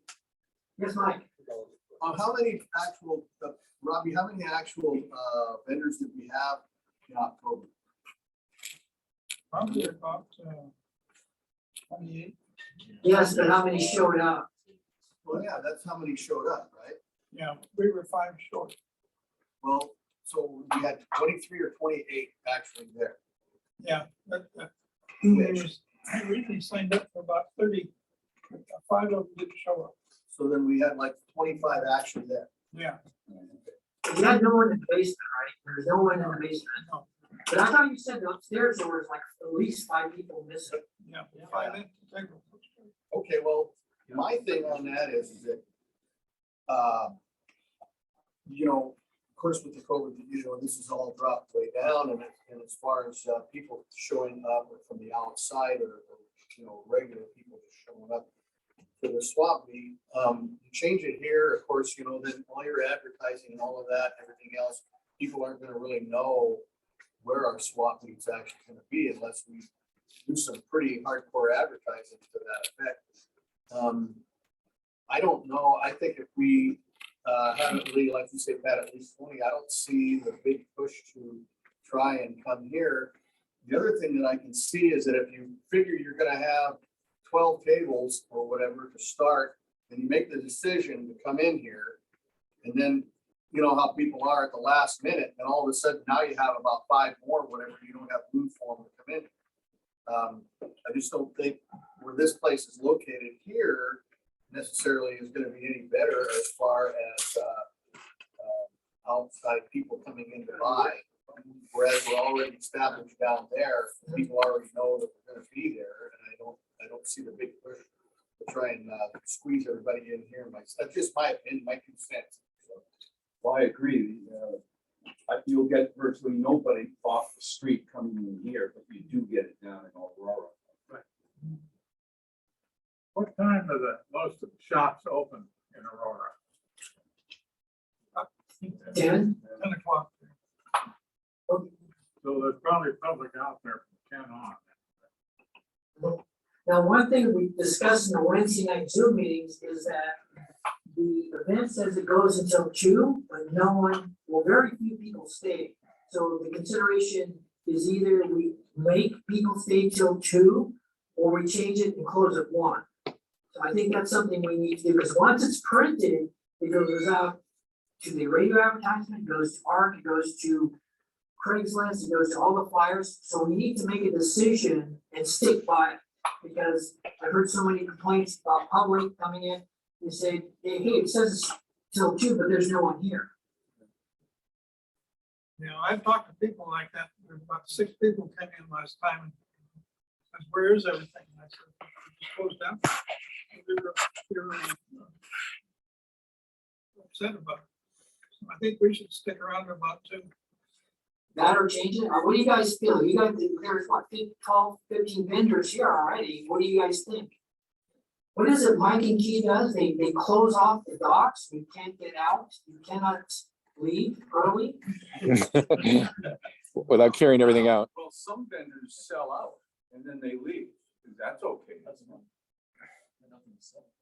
Well, yeah, but if you decide you're gonna leave early, if you don't, I mean. So we're sending the message, the early bird gets the worm. what time are we gonna start? Is that 9 o'clock? 10 motion. Does it start till 10? 10 to 2. Well, we can change it.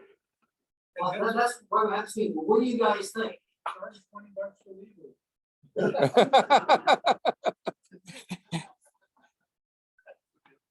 We can change the time to 9 o'clock. Go 9 to 1 or 9 to 2? 9 to 2. Okay, if you guys say 9 to 2, we're gonna have to stay there. If you got a commitment to go down there to sell and you've invested the money to buy the table, another hour is going to kill you to hang around, surely. Yes, but you should see it there. That hasn't been our experience. People are gone by Noon. If it's sold out, then they can afford to pay the full price.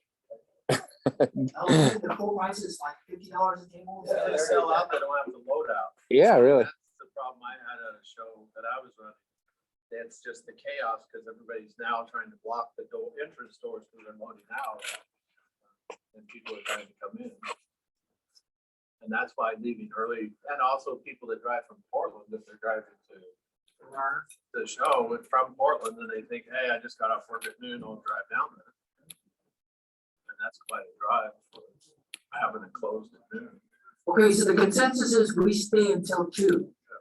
How are you going to make people stay until 2? Because I've seen people pack up and leave, and they definitely had items to sell. Yes. Handcuffs? Well, Bullwhips? I know, for instance, when you go to Rickreall to the Salem Ham Fair, they start closing up right at noon, and everybody, it's lunchtime, you know, let's pack our stuff up and, you know, go get something to eat, whatever. I don't think we should do that, but I wondered if we started a little earlier and instead of 2, we finished at 1. Then that's not that much for people to hang around till 1, but if everybody, and here's the thing that I've seen, I don't know, I could be wrong, but as far as the public coming in off the street, yeah, I've seen where you have maybe 1 or 2 people that may show up around 2 o'clock, but the great majority of people have gone away and everything just kind of closes down to nothing. Then we have our then we have our giveaway auction and all that. And then when that's over with, then everybody takes off. And so, I'm thinking maybe if we just went till 1, that wouldn't be that much for people to stay an extra hour. But now, now if the majority of the people off the street aren't coming in after noon, you're asking people to stay 2 hours, you know, to just hang around.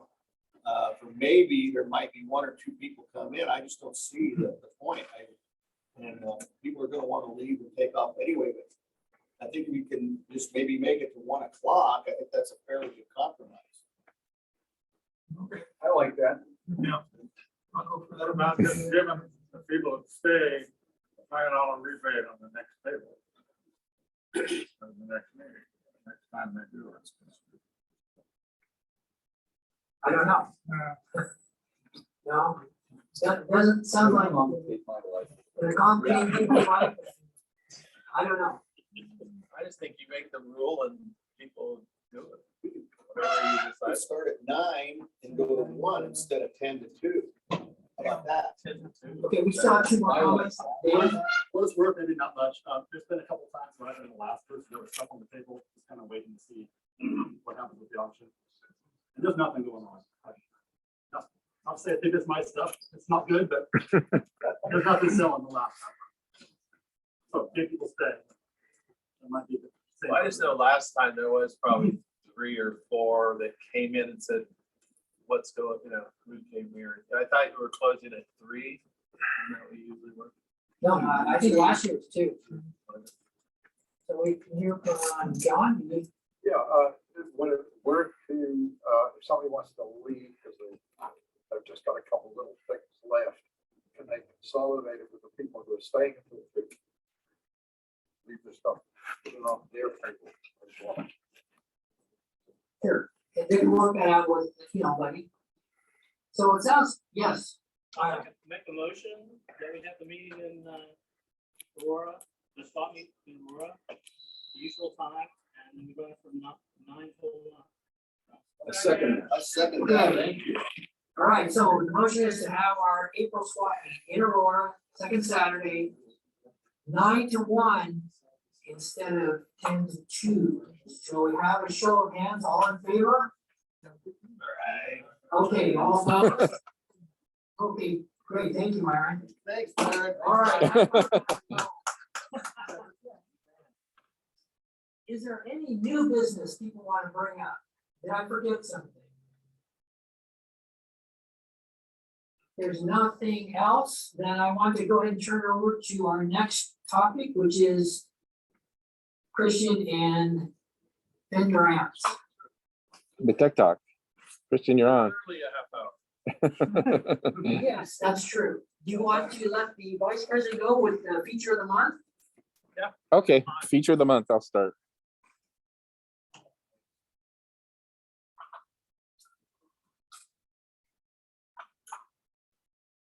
It's the first radio, do you know? So. Oh, it's Sunny. Ready for the feature of the month. And so are we gonna start this then? Yep. Representative W for radios. I brought Wilcox Gay. Can you see? Thin Man. These are called a Thin Man because they're quite thin and they're made to operate in any position. You can turn it up on its end this way, lay on its back, or hang it on the wall. Interesting set from the mid-30s. And of course, the tube of the month, W, a wizard. And this is an interesting battery set from the mid-20s called a Wilcox Cathedral Junior. I don't believe it's in any way related to Wilcox Gay. It's a different company. It's called Wilcox Laboratories. This is the Wilcox Gay. But what's interesting about this set is it's the earliest type of set I've seen in the battery genre that has a slide rule dial. Slide rule dials weren't popular until the mid-30s, but this has a slide rule dial on it. It's the only battery set I've ever seen with that type. And it's really well shielded. I should have had this off. You can see each stage is completely shielded on all 6 sides. And it's a very good operating radio. And it has within it plug-in coils. So if you wanted to change it to another frequency range, I guess you could buy a set of coils to do so. Uses the typical 01As or 201As. And I've never seen another one. So take a look at it, those of you who are interested. It's beautiful wood. What kind of wood is that? Mahogany? Looks like walnut to me. Walnut? Anyway, my friend Ray Holland, when I first got to know him many years ago, showed up at my place one day with this in the back of his pickup truck. He had picked it up, and of course, he wasn't interested in these type of radios since he was a General Motors Chevy man, and he liked automobile radios, and offered this to me if I was interested. And I said, I sure am, and I purchased that from him and restored it. Question, Sonny, did that require the complement of the 3 different types of voltages, the A battery, B, and C? Well, Or did it just take one battery style? no, none of these battery sets took one battery. They typically you had to have an A supply, a B supply, and often a C supply, and the B supply generally was more than one voltage. This one requires, pull up the manual here. This one requires A, B, and C, and 2 different B supplies, which is typical of 20s battery radios. Thank you. Any other questions?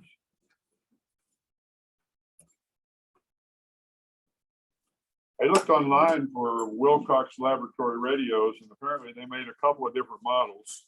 I didn't find this one shown, but there was a model with a big typical variometer type dial on it. But no, I couldn't find this one with a slide rule dial. It's a unique mechanism here to accommodate the slide rule because it tunes all 3 stages at the same time. And with a little indicator on each side, and why there's dual indicators, I don't know, but it has them. Anything else? Okay. Thank you, Sonny. And he's Midwest. There you go. Okay. This is a Midwest radio, so it's technically got a W in its name.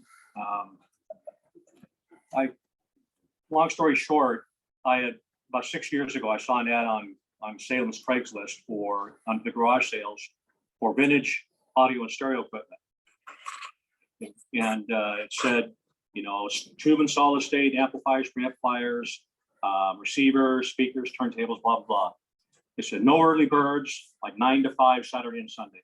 And had the address. So I live in Newburgh and Salem's not terribly far. So I thought I'll take a chance and go down there.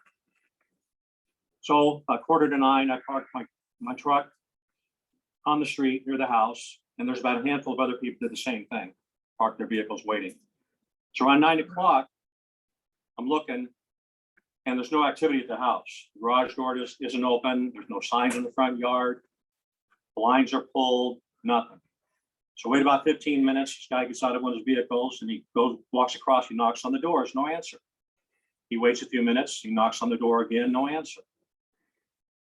So it's about 9:15, 9:20. He gets in his car, he takes off. The other people get in their car, they take off. And there's numerous people, it's like a cul-de-sac. There's numerous people driving around looking and seeing nothing, and they leave. So I was about ready to leave, and I looked at the neighbor house next door, and there was a bunch of stuff in the yard. There was appliances, wheels and tires, lawn mowers, edgers, lawn tools. There was file cabinets. There was tables with fishing rods and reels, Coleman lanterns, all kinds of miscellaneous stuff all over the place. And there was crap everywhere. Okay, it's about a quarter-acre lot. And so I'm kind of looking over, and I see there's a gentleman in front, kind of messing around with this stuff on the tables. So I'm going to get out and ask him about this guy over here. And so I walked up and said, "Oh, excuse me, sir." I said, "These people advertised a garage sale, and lights on or nobody's home. We don't see anything going on." He goes, "Oh, that guy's a flake. He's done that before. He'll advertise a garage sale on Craigslist, and he takes off for the weekend. He thinks it's like a big joke. So it's not the first time it's happened. He's a real flake." That's all great, wasted trip, one of those wasted trip situations. So I'm looking around at everything and I thought, oh, this guy's a collector, And so I said, I like old stereo equipment and old radios. And he goes, oh, I've got a handful of old radios, in my shed over here. A couple of big ones and then a few small ones. And so I said, well, can I take a look at it? Oh, sure, no problem. And he says, but he stops, says, but I'm firm on the price that I want for my radios. There's no offers, there's no bargaining, there's no hacking. I'm firm. Okay, whatever. So we walk in the shed and there's a couple of old beat up consoles like an Airline and a G or whatever standing there. And they're just gone to the elements. I mean, there's just the lamination, veneers cracked, tubes missing, knobs missing, just wires hanging out of the chassis. Whatever. And so he said, oh, there's small radios up there. So it's another about 3 or 4, same thing, small wood radios, Airlines, whatever, basic, little table wood radios. And they were in the same condition, just, crappy radios. So I said, oh, well, thank you, be polite, thanks for showing me your radios, that type of thing. So I turned this way and I looked at it at a wall perpendicular, and there was another, like a cabinet with shelves with one radio facing backwards. This one. And so I'm looking at it, and so it's complete. It's got all the tubes, got a speaker, and I turned around and had all the knobs and it's pretty good shape. And I said, oh, it's a tombstone, kind of an Art Deco look. I'm way over on audio and, stereo equipment. I'm not terribly keen on antique radios. So I said, I'm going to make my trip to Salem worthwhile. I said, I'll take that radio right there. So I got my wallet out, paid him what he wanted for the radio, took it home. Obviously it was, really, really good shape. And I, put some new electrolytic capacitors in it, fired it with a, Variac, and it plays. So that was about 6 years ago. And, so that's it. Yeah. Nice. Yeah. Okay. So there are times you can take a chance and, every once in a while you might do well, so. Nice set. Do you have any information on the company? Midwest. It's a famous. Yeah, I think they were a little higher back in the day. Well, they were kind of faux high end. They had a lot of tubes in them. Yeah. And they looked good. Yeah. They weren't big. Yeah. But that was beautiful Art Deco. Was really, They often had radios with a lot of tubes that didn't do much. Yeah. So the next radios are becoming my passion. These are little Japanese radios that were sold in the 5 and dime store. They're all American 5s set up, miniature tubes. They come in all different kinds of colors. One of their little nickname is wedgies. And also some people call them bow ties. They started at $10.88 in 1960, and they had them on sale for $5.88.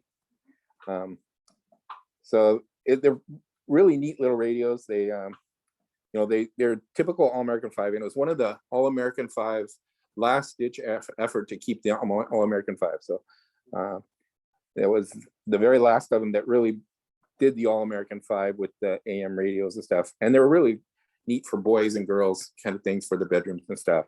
Matter of fact, they even used the same chassis for a 2-transistor boys radio, which is right there. Now they market them. Actually, there was several Japanese companies, about 8 of them that made them, from Toshiba to Hitachi to Fujitsu. So they all made them, but they never put their names on any of them. They just had all different kinds of names for them. I found right now I've got 58 different names that they were sold under. But they're really neat little radios to find in nice condition. Encore is one that we have a box for. And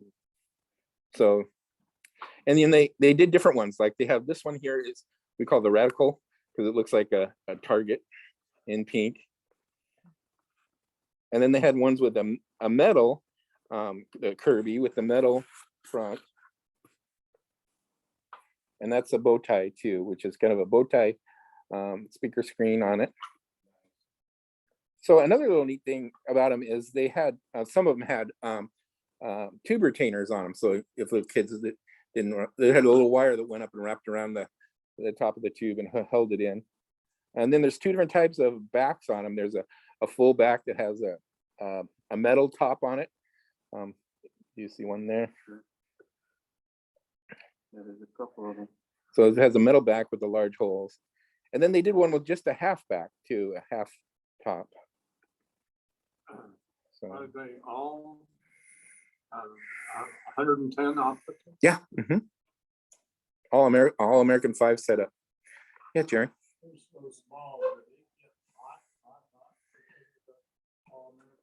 There's a lot of them that are melted. Yeah, so they must have run them a long time. They do have like a large vents in the back, so they're not kept in. And then they actually finally went to transistors, which is the boys radio, which is actually some of the rarer ones, because it was right at the end of that era. Do they have a hot chassis? Yes, they do. Just like an All-American 5, they're set up just that way too. It's kind of neat how they insulate it. George, to answer your question, they do have a hot chassis, but it's surrounded by plastic. It's pretty tough to get your hands on any metal part of the chassis and get zapped. So polarized plug? I know. No. But it's not like the metal arbons where the cabinet is hot. These are plastic cabinets, so there's really no part you can touch that's going to hurt you. Plus the neutral was floating, wasn't it? Like most radios. I think to be Yeah. UL approved, they had to float the neutral. Yeah. Which was coupled to the chassis with a capacitor and resistor. Do you want to? So, do you have the Lloyd that you wanted to show, or Not lethal. Which one? the Lloyd, the case, the Arvin that was actually that metal case? So this one here is actually kind of interesting. This is a Japanese-made radio too, but it was metal. I brought this one today. It's kind of a mystery set. I'm hoping to get more information on it. It's sort of a cross between one of these Japanese wedgies and an Arvin. I mean, it looks kind of like an Arvin, right? Yeah. Will an Arvin chassis fit it? Yeah, almost. In fact, the knob that's on it right now is from an Arvin. I don't know if it's original or not because I'm not able to get any pictures. It's really kind of peculiar. Metal or plastic? It's a tin cabinet, but all of the screws and everything have rubber bushings so that the cabinet is not touching the chassis. It's a metal cabinet, right? Yeah. Ah, But it's insulated from the cabinet, from the chassis and the cabinet are insulated from each other. Even this spot down here, which is kind of weird, there's a tab that folds up from the front of the chassis, and there's a rubber gasket here with a screw to hold it in.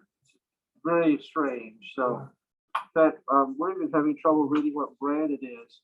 They use a script font, and it looks like either the word Lord or load or something. So if anybody has one or recognizes it, please clue me in. For right now, it's just a mystery set. So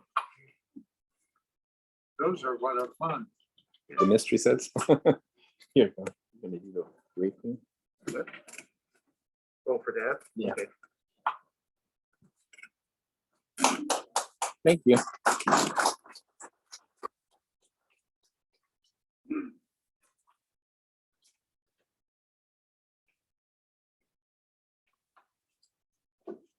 For the tubes, the W tubes, this time, I think Cindy has one of these lizards. Have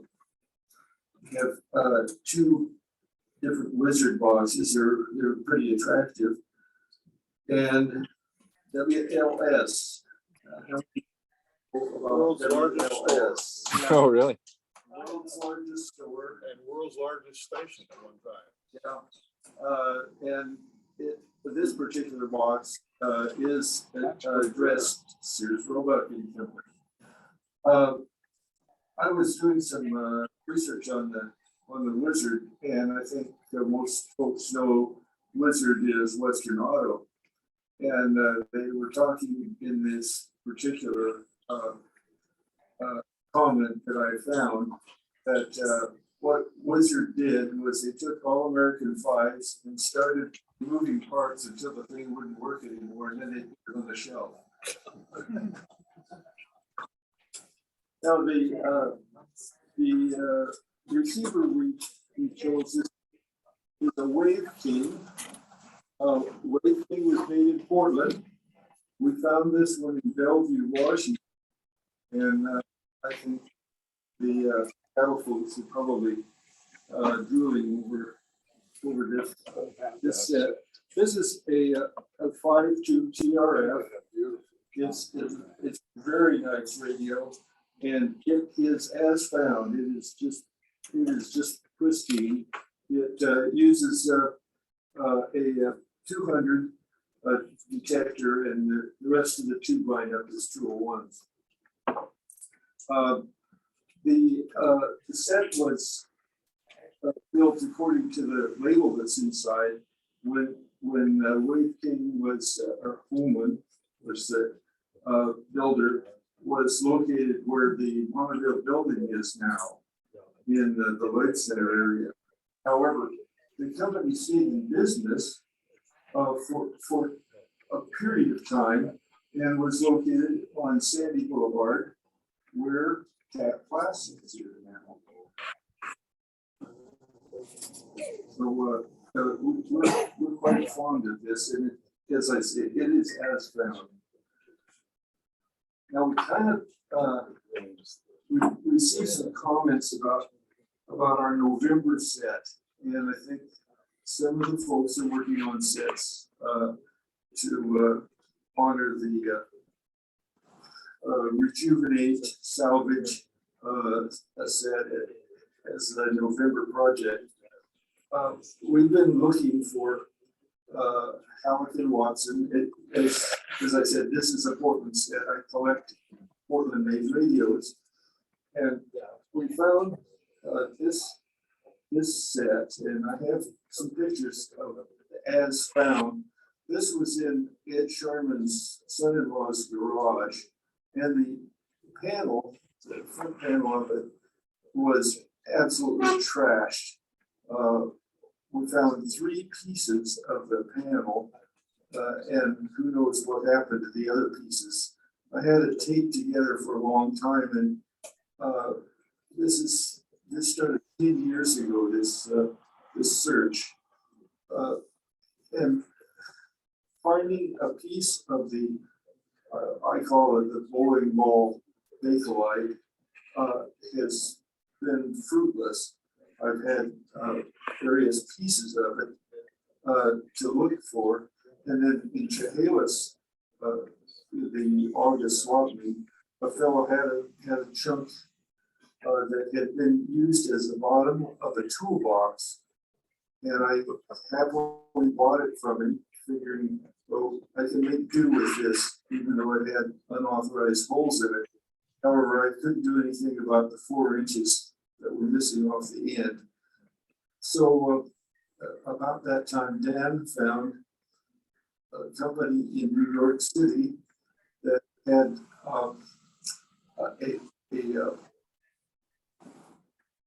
it's acrylic. Acrylic plastic, which filled the bill so far as the appearance, and fired off an order to New York to get it. And about the time that the order went in, they had a flash flood in New York, and my wife said, "Oh no!" But after all this, they're going to say they're flooded out and they can't supply the piece of acrylic that we wanted. However, it did come. Dan did all the drilling to match the original panel, and the components that were in the disaster that we bought, plus my junk box, provided everything we needed to put it back as close to original as possible. Now the cabinet itself is as found. It didn't have anything that couldn't be just polished a little bit and given a very light new appearance. The transformers and the tube sockets are Kellogg. The other components, including the rheostats and the variometer, are all Federal. The interstage transformers I was talking about that were Kellogg. The RF transformer is Federal. So everything here is from those companies except the variable and this 100-year-old radio, the variable condenser in Portland. So the tricky part was matching the original etched legend on the panel. And I had a neighbor across the street that made signs for conventions and so on. And so we contacted her and she said, well, her husband was the one who made those and he had died. And so she no longer had the materials to do any etching or grading. However, he recommended a company over at 202nd and Stark in Gresham that we gave a sample of what we wanted, the broken pieces of the original panel, and they said we could do that, and they matched it at the engraving was just a dead ringer for the original. So we're very happy with the results, and it was worth the 10 years wait.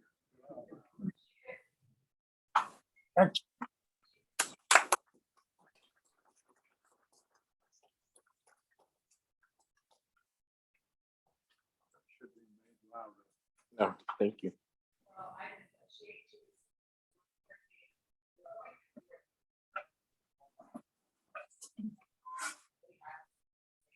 Okay. Yeah, I think it's up for Christian. Are you ready, Christian? Are you ready, Christian? Okay. I'll see if I do. Here, Pat. My name's Christian. I'm interested in the electronics. That's why I'm at the club. You guys have about everything I need for a lot of the information of what makes a guitar amplifier work. So I'm dealing with high voltages also. Some of the amps, like this amp's about 465 volts on the plate and the mains. This one's probably about 335, 6V6s, and this is a copy of like a 1955 circuit. And the company that I'm talking about is the Fender amp company, Fender Electrical Instruments. So the man's name Fender, he got interested in radios when he was a young kid. His uncle had a radio or automotive radio repair shop. So that's how he's exposed to it. Apparently he never played guitar, or not very much. He played a saxophone and piano when he was real little. So his interest in radio and radio repair came about when he was kind of a small kid. He went to college, junior college, became an accountant. So he had a couple of accounting jobs. He got married. Those accounting jobs through the 30s kind of laid him off. Started his own radio repair shop in the 30s, about mid 30s also. He had a retail out in front and the radio repair in the back. Other people heard about him because he repaired other things, electronic amplifiers. They started getting him to build public address systems for their public speaking or whatever they needed with the public speaking address system. So he gradually, because he was in Fullerton, Southern California, so he's exposed to, probably a lot of, music. Other people were getting him to repair different things. So I would assume he started repairing, maybe if they had a, or plugging into their public address, they might have started with musical instruments. So he gradually, of course, met another person. There was always this, what was called lap steel Hawaiian guitar, and it was very, very popular and became more and more popular in the 40s. And so he wanted to start building with another man these just single amplifiers to amplify these lap steel Hawaiian guitars. And so they started a business in about 1945. And he wanted to get into more building with his partner. His partner didn't want to go further than in 1945. So he started building with another man in 1946 to build small amplifiers. He was still interested in guitars, so he was trying to invent them.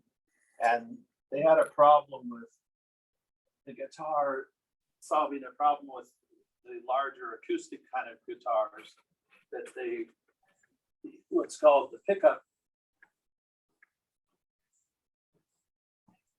which is similar to a microphone. It's a round winding of copper wires around magnets. So that creates the magnetic field when the strings are played. Goes out the output of the guitar into the amp. But anyway, they were trying to solve a feedback problem, microphonics. Had a lot of area, and in the acoustic guitars, they did mount the pickups. Like in the 30s, one guy, I guess, mounted up on a guitar, which he was getting from these lap steels. And so the Leo Fender, and there's another man that was experimenting too, called Les Paul, and he's affiliated with the Gibson company. And this is still in the late 40s. So they were trying to keep, the idea is keeping this feedback problem. When you turn up the volume, they're getting microphonics to feed onto the surface and vibrate. So he's coming up with a solid, he's thinking more of a solid guitar that wouldn't have that problem. And so he was an inventor of, and they're crediting him to the production of the solid body guitar, and that'd be about 1949. And this is pretty much the exact same design minus this top pickup, which he later added. But the first one was very, very similar to the cutout and everything, and they continue to keep making this same design. People still like it. It was made at the time to sound a certain way. You have an enormous amount of people that play the Fender instruments or amplifiers. Mike knows the Beatles. The Beatles used they used Fender guitars and Fender amps often. But anyway, this design, it's continued, and they still make it today. Of course, it's a completely different company, so it's carried over. A lot of the market is on the old vintage, made stuff, and they're trying to make basically the circuits and the guitars very, very similar as the early ones. And there's still a big, big demand for it. I have some amplifier schematics of the amplifier, both of them.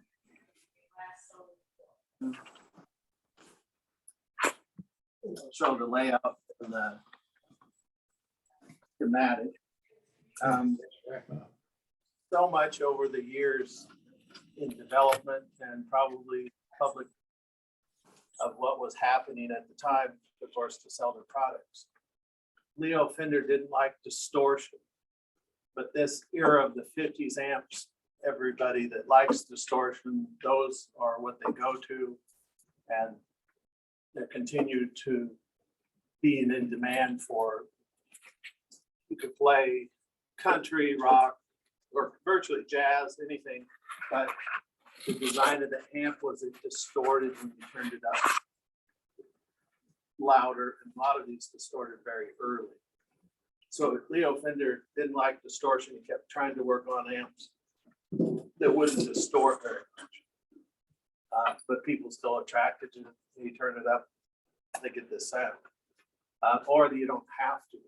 But then that's searching for the different eras. Now we go to different eras and circuits to find the sound, I guess, we're looking for. And it goes from basically any type of music that you want to hear all the way up to something that, of course, a lot of parents didn't want to hear or don't want to hear. So nowadays, a lot of guitarists, they change out the black caps to get distortion. Fender never used those, and he was going to use, I mean, there are Astrons in the 50s. Those were in some of the old. What they did is they had what they referred to, the coverings called tweed amp, and they had a yellow cotton weave that they covered the amplifiers with, more as a suitcase material, I think.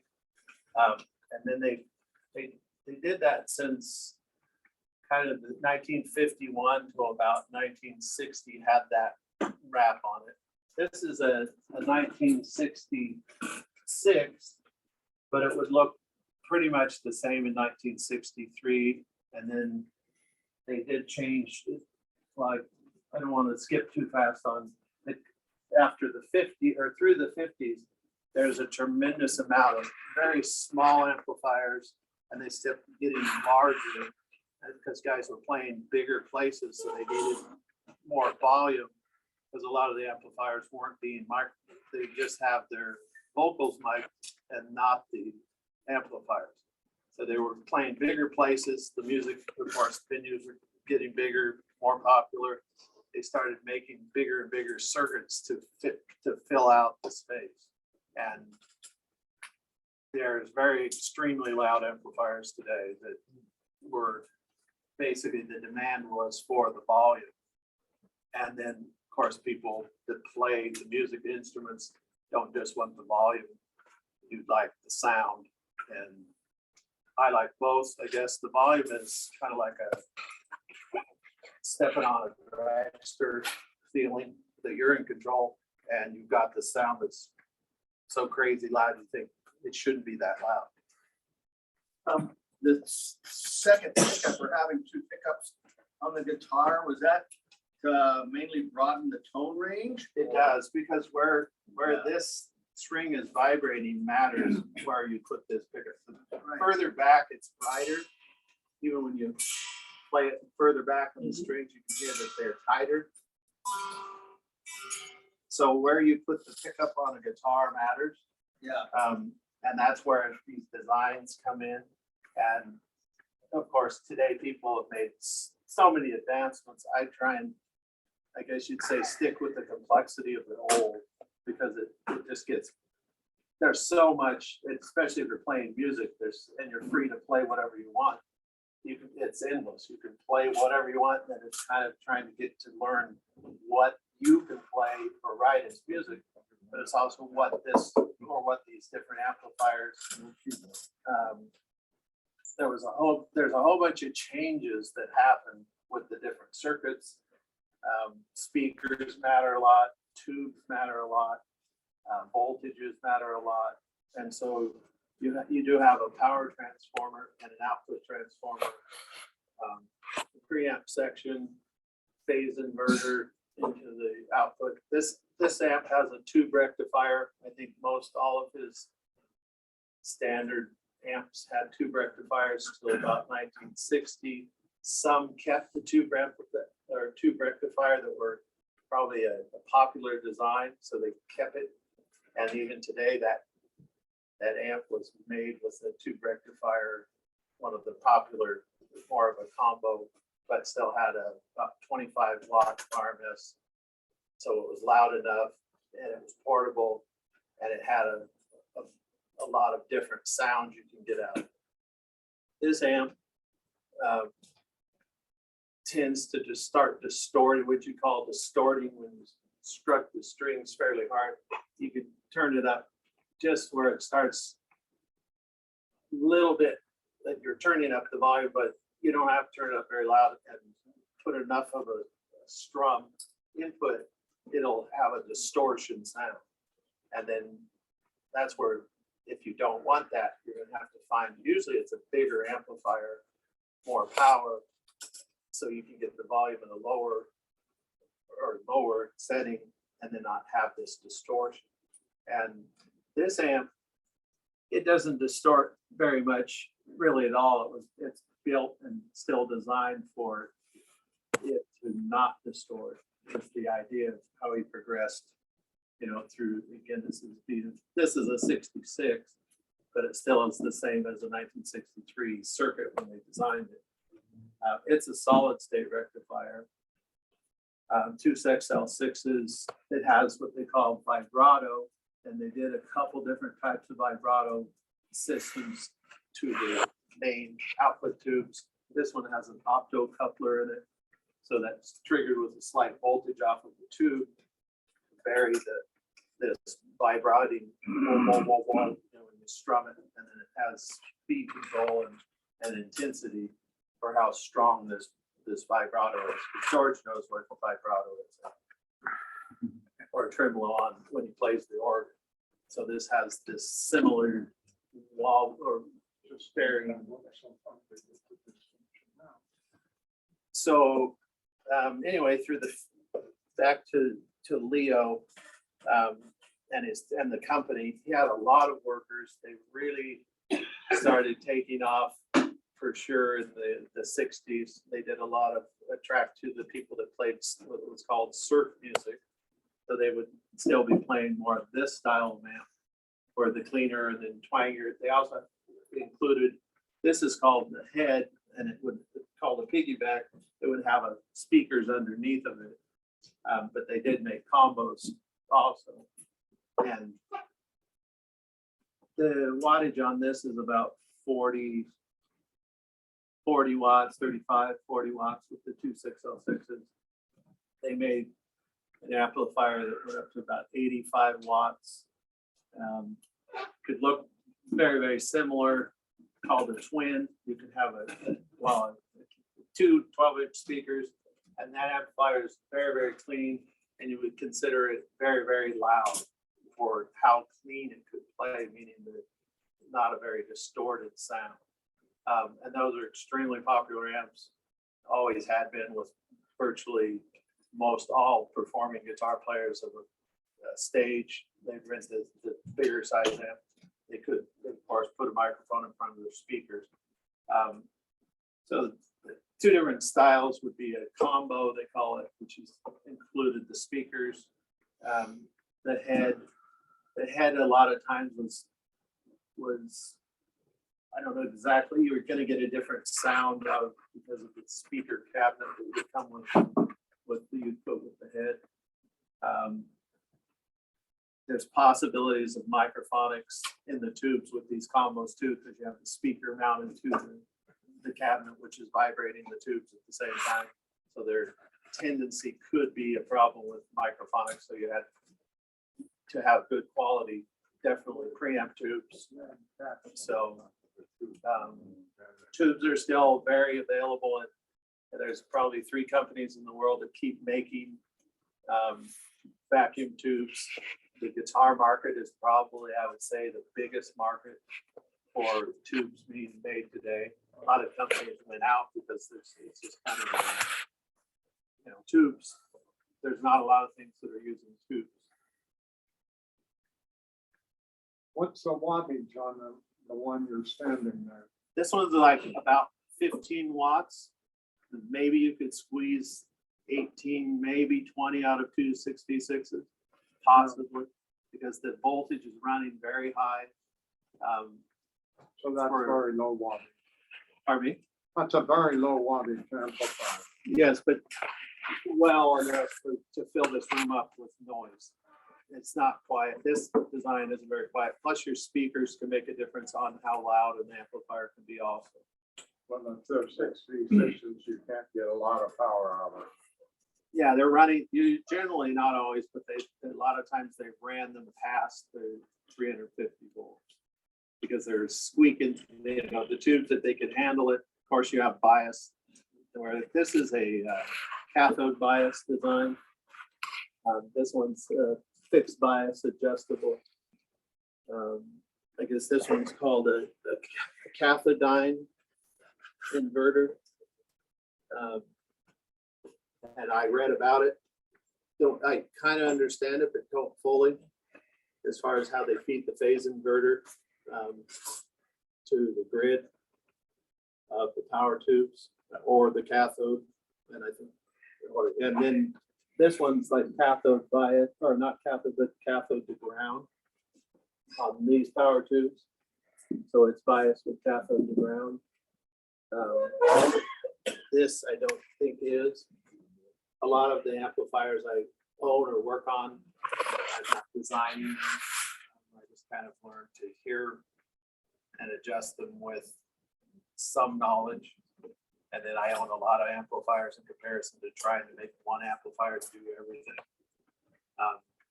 I've worked on different amps for different guys and they want one amp to do everything, and there's limits to like anything you buy. You buy a dump truck or you buy a Ferrari, they're two different vehicles. Same thing with guitars, and then styles of music, they change a lot. I try and think that I own things that you could play any type of music on because of the versatility of them. And then I guess I could get into past the amplifiers. They've designed a lot of things called guitar effects that run your guitar signal through a small preamp or in electronics, and that is an enormous market also. I don't know how many thousands of those pedals are being sold or today because it alters the sound to sounds like electric organ or synthesized or whatever. You can still get it out of that same guitar with just adding these effects. And it's an enormous companies, or I mean, availability of these electronic effects that go with the electric guitar. But the electric guitar is so versatile, it doesn't have to sound one way. And then they have effects that you can plug in to make that guitar sound like an acoustic guitar. So it's just, it's a huge, I guess you'd say, potential hobby. So how do the Fender amps compare to Marshall amps?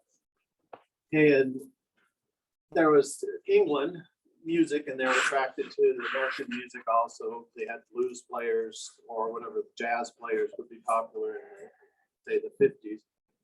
The import tax was extremely high in England from US goods, and they wanted the US guitars, and they wanted the amplifiers also. They were limited, of course, small country, small enough country. They didn't have the manufacturer capability or demand. So there was a drummer and drum shop owner. He was approached by different musicians about maybe, and he knew people to design an amp because they wanted amps, but they were so expensive. And the Fender amp was extremely popular. Fender guitars were popular. They didn't really make it into England until into the 50s. They say the Fender amp or guitar, but it's just so expensive. So that's where in about 1962, there was a guy, the drummer, shop owner, was approached by different musicians that if they could make them an amplifier, for less. So he picked a very popular Fender amplifier that was intended for bass guitar, which Fender kind of skirted it. It didn't work very well with bass guitar with this 15-inch speaker they put in it. So they just shrunk it and put 4 10-inch speakers to combat the problem of getting too much flub from the bass guitar. So that guitar worked really well. In 1960, they called it a bassman, and it was intended for a bass amp. It was about 40 watts, 6L6s. I think it had a GZ34 rectifier tube, and the rest were 12AX7s, about 3 12AX7. So anyway, this Jim Marshall in England, with other people, of course, that knew about amps or electronics, designed a prototype, and they kind of used more English style stuff, but pretty much copied, exact copy of the circuit layout of that 1960 Fender Bassman. And so that was the Jim Marshall company. That amplifier was about, they did, in 1962, they used like 5881s, the GZ34 rectifier tube, and the 12AX7s. That Bassman had a 12A-Y7 in it for the first preamp tube. They changed it to a 12AX7. And that was the first prototype in about 1962. It was about 35 watts. As things progressed with the Marshall, they, of course, wanted to get into production. They looked at production costs. They went to a KT66 power tubes, kept the 580R4 GZ34 in it, and then 12AX7s. Their voltages started to change as far as they crept up, because they're another big company. They created some of the loudest amplifiers probably ever made through the 60s. They built them for arenas, and they had bands like the Who, which big British band, wanted more volume, just kept wanting louder because they were getting big crowds. They weren't miking the guitar, they were miking the vocals, but not the guitar. So they still had to play through big amps, and the guitar tried to get this, fill up the volume. And like I said, they're extremely loud. They put them out designated. They first came out as the JTM 45, his son's initials and his initials. That was about 35 watts. They played them usually with I think it probably started out as a closed back 412 cabinet. Speakers would be about 15 watts a piece, but you had 4 of them in a cabinet about this big. And they still got musicians who were the ones that basically were the demand of, we want louder.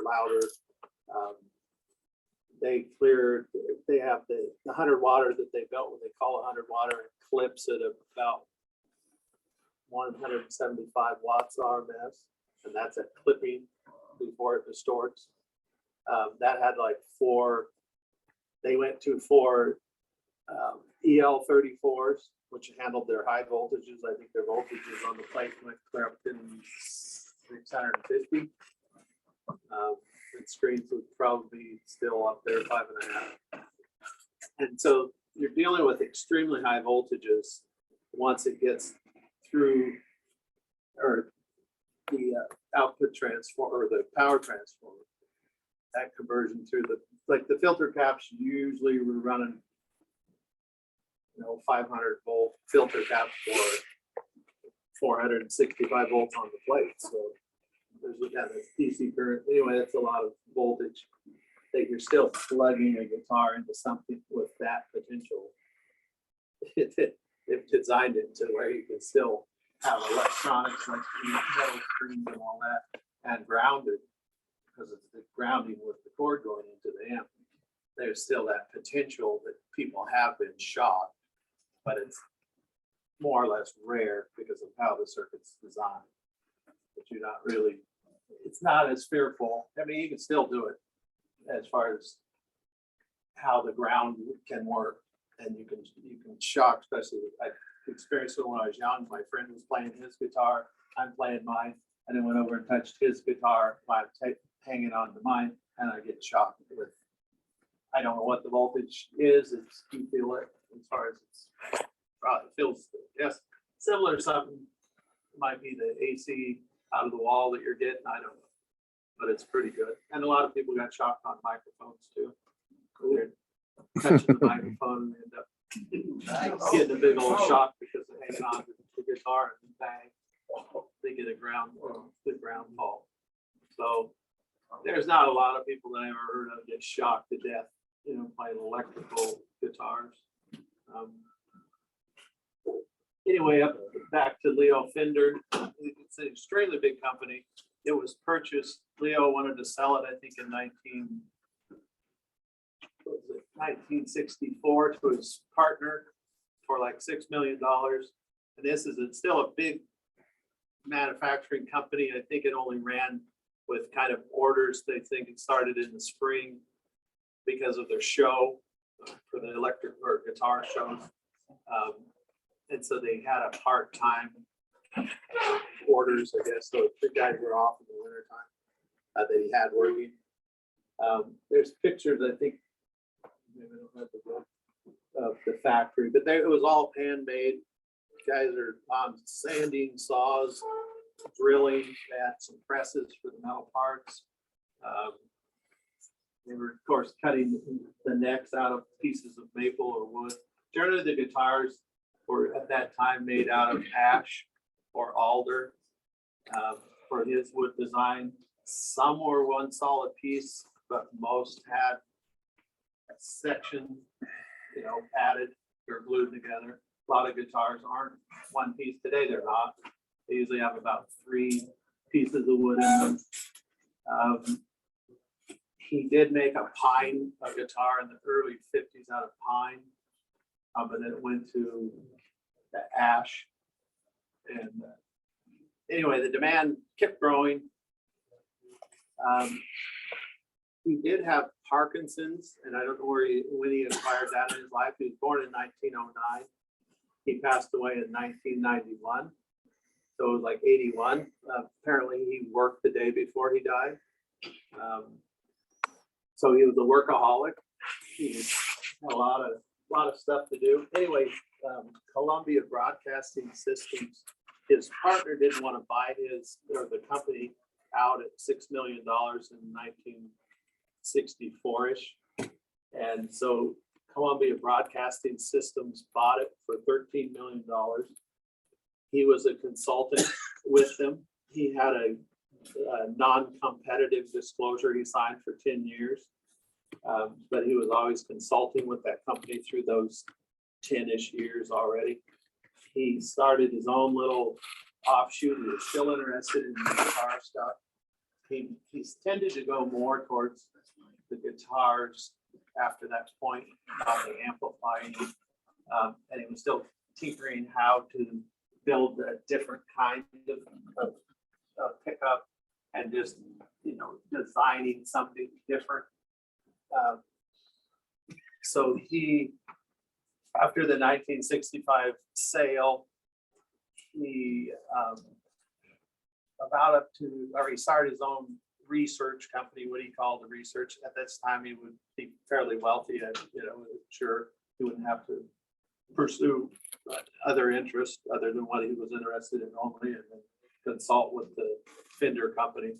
The Fender company continued to hand wire their amplifiers till like 1978. So those were still being hand wired by people, and other companies were doing printed circuit, probably in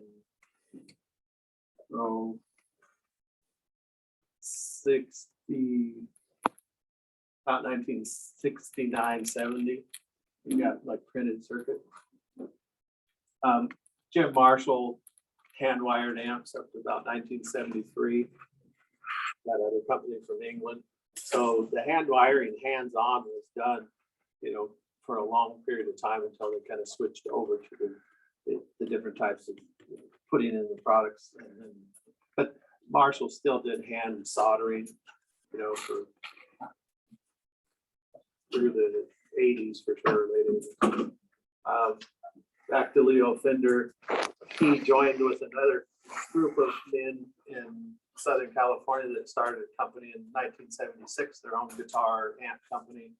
He was better at it, so he joined in about 79.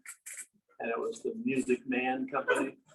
And that was still a lot of Leo Fender influence of the guitars and work, but they weren't older style Fender's guitars. They're just, the design's different, the idea, and a lot of people still attract to this old stuff. And then even the company that owns Fender now does what they call reissue. And so they keep making this older stuff, but a lot of it's more modern. They had done some hand-wired stuff reissued, but it's generally very, very expensive. Cost of, say, that guitar in 1950, 52 is maybe $130. This isn't a 60 or 50 guitar, but if you bought one today, those can go 50, 60, 70, $80,000 on the better end. Gibson's outdone them. Gibson did a 3 guitar run in 58, 59, and 60 called the Les Paul, which is named after Les Paul. That only came in those 3 years. It wasn't a big seller, so they quit in 60 at that time before they did re-release it, but it just wasn't a popular guitar. It's generally very heavy. Rock stars started using it. It's clear up to general price is $300,000 to depend on maybe who played it. But 500,000, 300,000 is very common for that guitar. Supposedly they only made about 1,500 during those 3 years. But the Gibson is the highest. Gibson Les Paul Sunburst would be the highest price production guitar that I know of. But like I said, it's just common, and then not, of course, they're thinking maybe 1,500 were made, so you know, had 3 years, and then generally everything keeps coming around. Collectibles, you know, who owns it, who doesn't. You got the Ferrari, Mercedes, whatever it is. So, like this amplifier today is probably over $1,000. It's a 1966, and then collectors, of course, are interested in changes, probably like everybody that has something different on it than the later models. A lot of people, and it's generally the public that doesn't know that maybe the same circuit in that amplifier is the exact same up to about 1967. But when CBS bought in 1965, they started using out the old Fender parts. Some of the circuits stayed the same until about 1967, 68. This one's came out with this colored control panel. They call it a black face, or its stamp name. CBS started changing it to a silver face, and then some of the circuits started changing. They changed stuff that made the amp sound or do something, and a lot of common people didn't understand why it was changing, so they just go to the simple identifying thing that's a black face. Black face is so popular. Tweeds now are popular. This is the tweed era covered amp. You said a lot of them are. This amp, if it was a real one from 55, would probably be about, depending on the condition, anywhere from about $4,000 to $6,000, $7,000, $8,000, based on collectability. And then this is a rebuilt of something, so I don't pay those prices if I want to play it. I don't like to own real expensive gear that I want to play. This amp, or this guitar, is from like 1983. It was my second guitar I ever bought. I started playing electric guitar late, like I was 18 years old. And I thought I was going to give it up in a couple of years. Like when I was 20, I got a better amplifier, which was a Music Man, which that would be associated with the Leo Fender later years. And I bought the guitar first, like in '83. And once I did that and then got a good amp, I've been playing ever since. It had a lot to do with getting something that sounded good, or, you know, and then being interested in it. And then everybody probably listens to music, and if you play your own music, you're free to play, you know, anything you want. A lot of people don't think you should because they have just their style. And I like kind of the whole gamut of music. I kind of don't limit myself from anything extremely pretty, light, pretty to the extreme dragster sound. I guess that's it.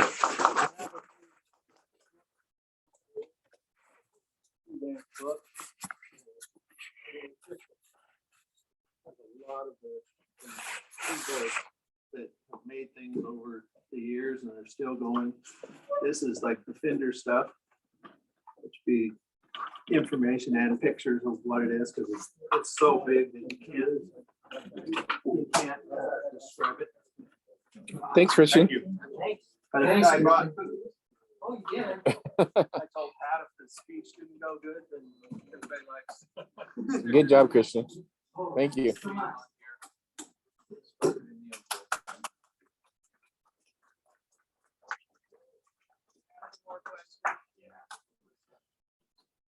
Hey, Chris, it's very important. Like I said, it's so big, I don't know where to. Are any of you guys go guitar amp collectors? But the fascinating thing is you can plug that into some super high voltage. Not You play it for us, Christian? I know. That's a. Yeah, there you go. Tune of the month, we're gonna run a little short on time, so I'll make this quick. Tune of the month is Western Electric, and company was formed in 1869 and made a lot of telegraph equipment, keys, all that kind of stuff to run the telegraphs back in 1800s. The former engineer of theirs, Lita Forrest, came up with, I won't say invented, but he came up with the audio tube. There's people say that he kind of stumbled into it. Anyway, later on, Western Electric took that and they improved the design and they made it into triode amplifiers. I do have a copy here. This is a dud, but it's kind of cool. It's what they call the tennis ball tube, and it is a Western Electric VT2. And this tube was made in first made in 1917. And later on, Western Electric did make vacuum tubes through the 20s, and their biggest claim to fame was in 1938. They came out with the very large and powerful 300B, and then they continued to make that, and popularity waned some after, of course, solid state stuff became very popular, but then the tube amplifiers gained more popularity, and they're still making the 300B tube today in their plant in Rossville, Georgia. They, over the years, expanded. They made some transistors. They also made a lot of telephone equipment for like General Telephone and for AT&T and that type of thing. So the company had expanded and did reach out to different areas. But anyway, so you can get the original Western Electric 300B, ships worldwide. You can order a pair of them that are matched for right about $1,500. So if anybody's interested, you can order them through the Rossville, Georgia plant, I imagine, or anybody that's doing their retail. Anyway, that's all I have. This is a copy. This was donated by Damon. Damon Van De had, this is his tube, and he let me borrow it for this demonstration, so I appreciate that. Any questions on Western Electric or their tubes? Are those the new ones handmade then?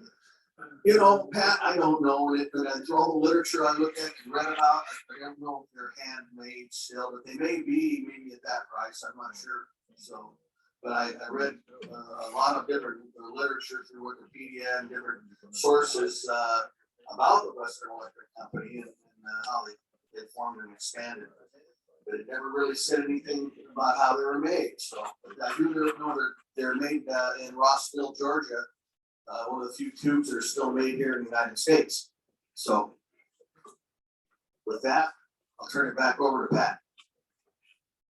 Okay, thanks very much, Mike.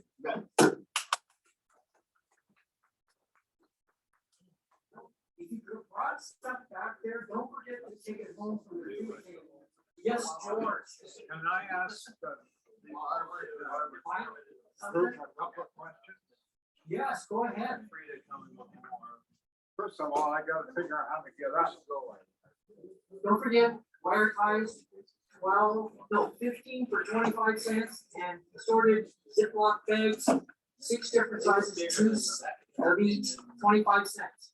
Okay, if I can have your attention, I have two questions. How many of the club would like to see an operating Tesla car?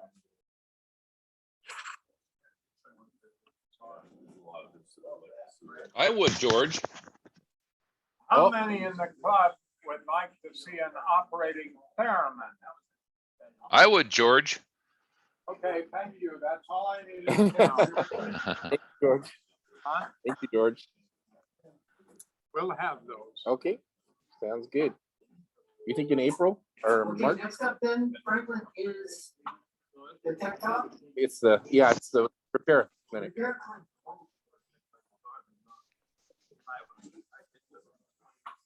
Good morning. I invite you folks that are interested in starting the All-American 5 radio repair sessions to gather up front. There is a pamphlet for today's conversation. There are 20 of them, I think, up here. I think one. And we'll go ahead and kick off. So, Can you get me one, Mike? today we're going to talk about safety. Yeah, I am a very firm believer in safety all the way around. I've had people say, "Well, I've done all this stuff to be safe," and I don't need to talk about safety. And, I really don't want to come to yet another funeral.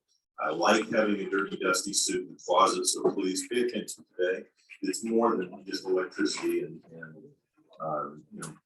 getting zapped. I took 750 volts hand to hand when I was about 19 years old. I found myself on my knees between the two cars in my dad's garage. That taught me some instant respect for electricity. I can't wait to see George do the Tesla coil. We've got a 4-story one at BPA. I look out the window one day and say, "Oh my God, is that this a big giant Tesla coil?" And I go, "Yes," and we invite some other to come see the patient. I'm looking forward to seeing that too. All right, if everybody got a handout. Is everybody who wants to be up front? This is going to be some visuals today. I'm going to show you what 350 volts can do on him. Don't miss it. Okay. Let's go ahead and get started. I'm going to ditch my jacket here. And I'll beg your patience. This thing got tossed together pretty quickly. I want to take a moment to thank Sonny Clutter.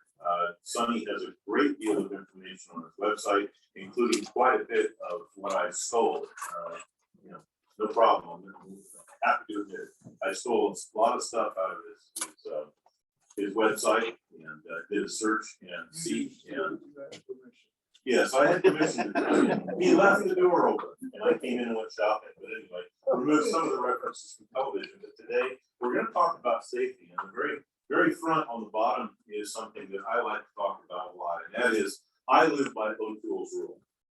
O'Toole said that Murphy was really an optimist, and Murphy lives on our bench, and he and Power, along with Mother Nature and Father Time, are all really, really good friends, and they're out to get you. So I apologize for the small print, but I wanted to get these in a small portable handout that you can take home. But anytime you put a radio up on your bench, I don't care if you bought it the swap meet from the nicest old man who told you it's been completely restored. Make sure that you check it out. This not only goes for your radio, it goes for your test equipment. Rule on my bench. How many of you remember the WRNO days? Anybody left in there? Okay, 11 years in my garage every Wednesday night, and we did a lot of smoke testing. I've got a lot of test equipment that doesn't have any smoke left in it anymore. And I have radios that self-destructed on my workbench, and some of you remember those days. But suspect everything. What's that? Does it smell like chicken? Yeah. Not in my garage, because I know how to hold it. Some of you know I have a shirt that has a guy with holding a soldering iron in his hand. So if it smells like chicken, you're holding it. I also have a great one that Mike gave me, that my wife even likes better. But again, if you've got an electrical device, you don't know where it started. Check it out, be safe with it. And also know that your test equipment is up to it. And the first thing you should do on your bench, right after you clean it, is to make your safety checks. I do safety checks every time I work on a radio. I'm at an age now where, you know, I think I've only got one more life left. And I'm not gonna give it up for an antique radio. If you get a radio and the electric cord has been cut off of it, thank the previous owner. That's what you should do when you put a radio on a workbench, because there are a lot of people out there who think you can plug a radio in and get away with it. Mike's gonna tell you a little something in a minute about this radio he's holding, but I'm gonna cover these last rules here in front. If it does have a cord on it, don't plug it in. There's nothing that scares me more than somebody brings me a radio and said, well, I plugged it in and it doesn't work. And you look down at it and you're going, there's hardly any insulation left on that line cord as it goes through the chassis. How the hell did you survive that? So just because it has a cord isn't a welcome to plug it in invitation. Okay, another thing you need to look for, stuff in radios that it didn't come with originally. Okay, I've opened radios up. I don't know what it is about mice, but mice like to get inside the radio and hide total destruction underneath the chassis. And I don't know why it is, but it's silver tone that I get that are always full of mice. And maybe that's because they sold in the rural part of America, and every house in rural America had a chicken coop or barn. And they come out of there and the radios look fine until you get underneath them. And then somebody's been snacking on coils and building a house underneath there. And I used to think, oh, well, just break it off and put it in garbage and move on. Even one time I got a vacuum out in the back. Don't ever use a vacuum cleaner for cleaning out the bottom of a radio that has rodent infestation in it. Okay, there is something called antivirus that is present in most rodents, especially mice and rats, in their urine, in their feces, in their saliva. And guess what? All that fluffy stuff you're pulling out of there is full of that. And it is an airborne disease, and it can be a little rough. Ed, I think you were telling me a story on the phone the other night. You want to share with these folks what you told me?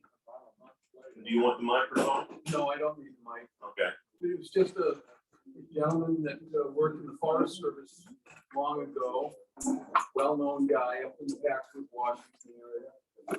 Oh, sorry. He went on vacation down in the Southwest. Two nieces. And somehow got involved with opening a utility box that obviously was a house, was a mouse.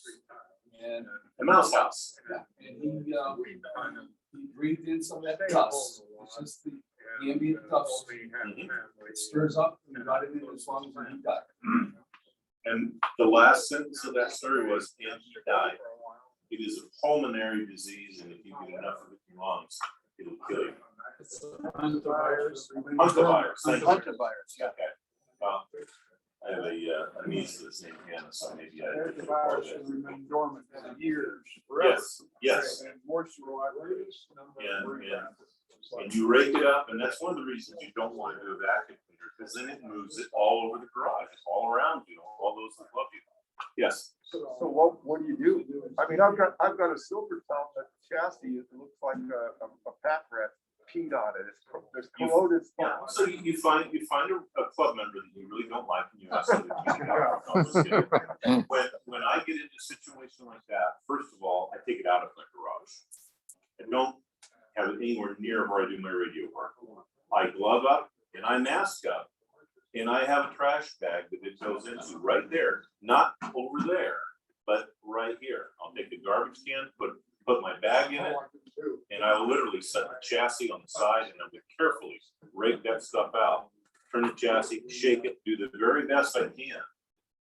And then I will generally take something like Lysol or some other Clorox is another really good spray the underside of the chassis. It won't make it any worse than it already is. As far as how to get the stuff off of the chassis, very carefully. I had a friend one time who had one that was done. He actually took everything he could get off the chassis and then he put the whole thing in the dishwasher. I don't really recommend that either, but you know. So spray Lysol. Lysol or Clorox, something that will kill the disease.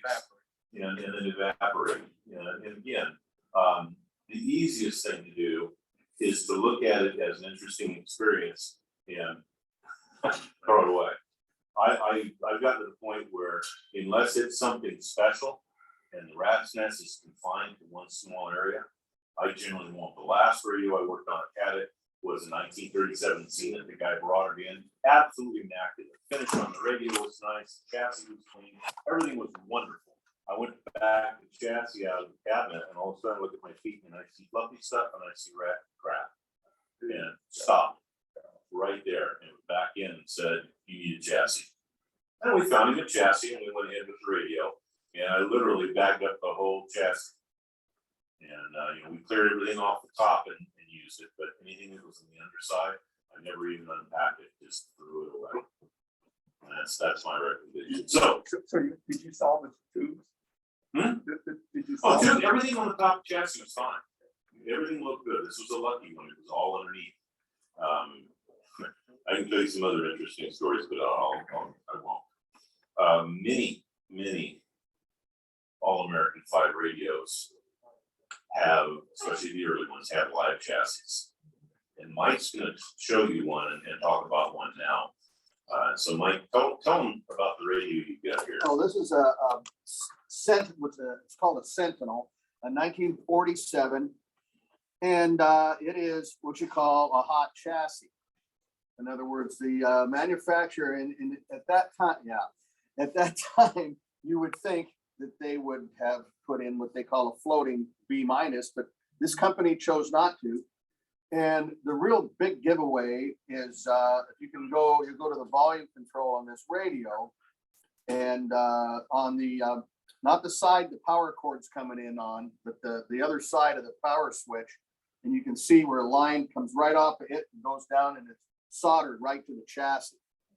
So are several other components around the radio. You can see where there's little solder spots where they have a pool of solder that they've gone ahead and wired this thing in several different places. So now this is what you call a hot chassis. And the real danger here is depending on how it's wired with your power cord. And if you're not using what they call a polarized plug, then the potential is to put the plug in either direction in your outlet. And then now you have 120 volt on one leg is right on the chassis itself.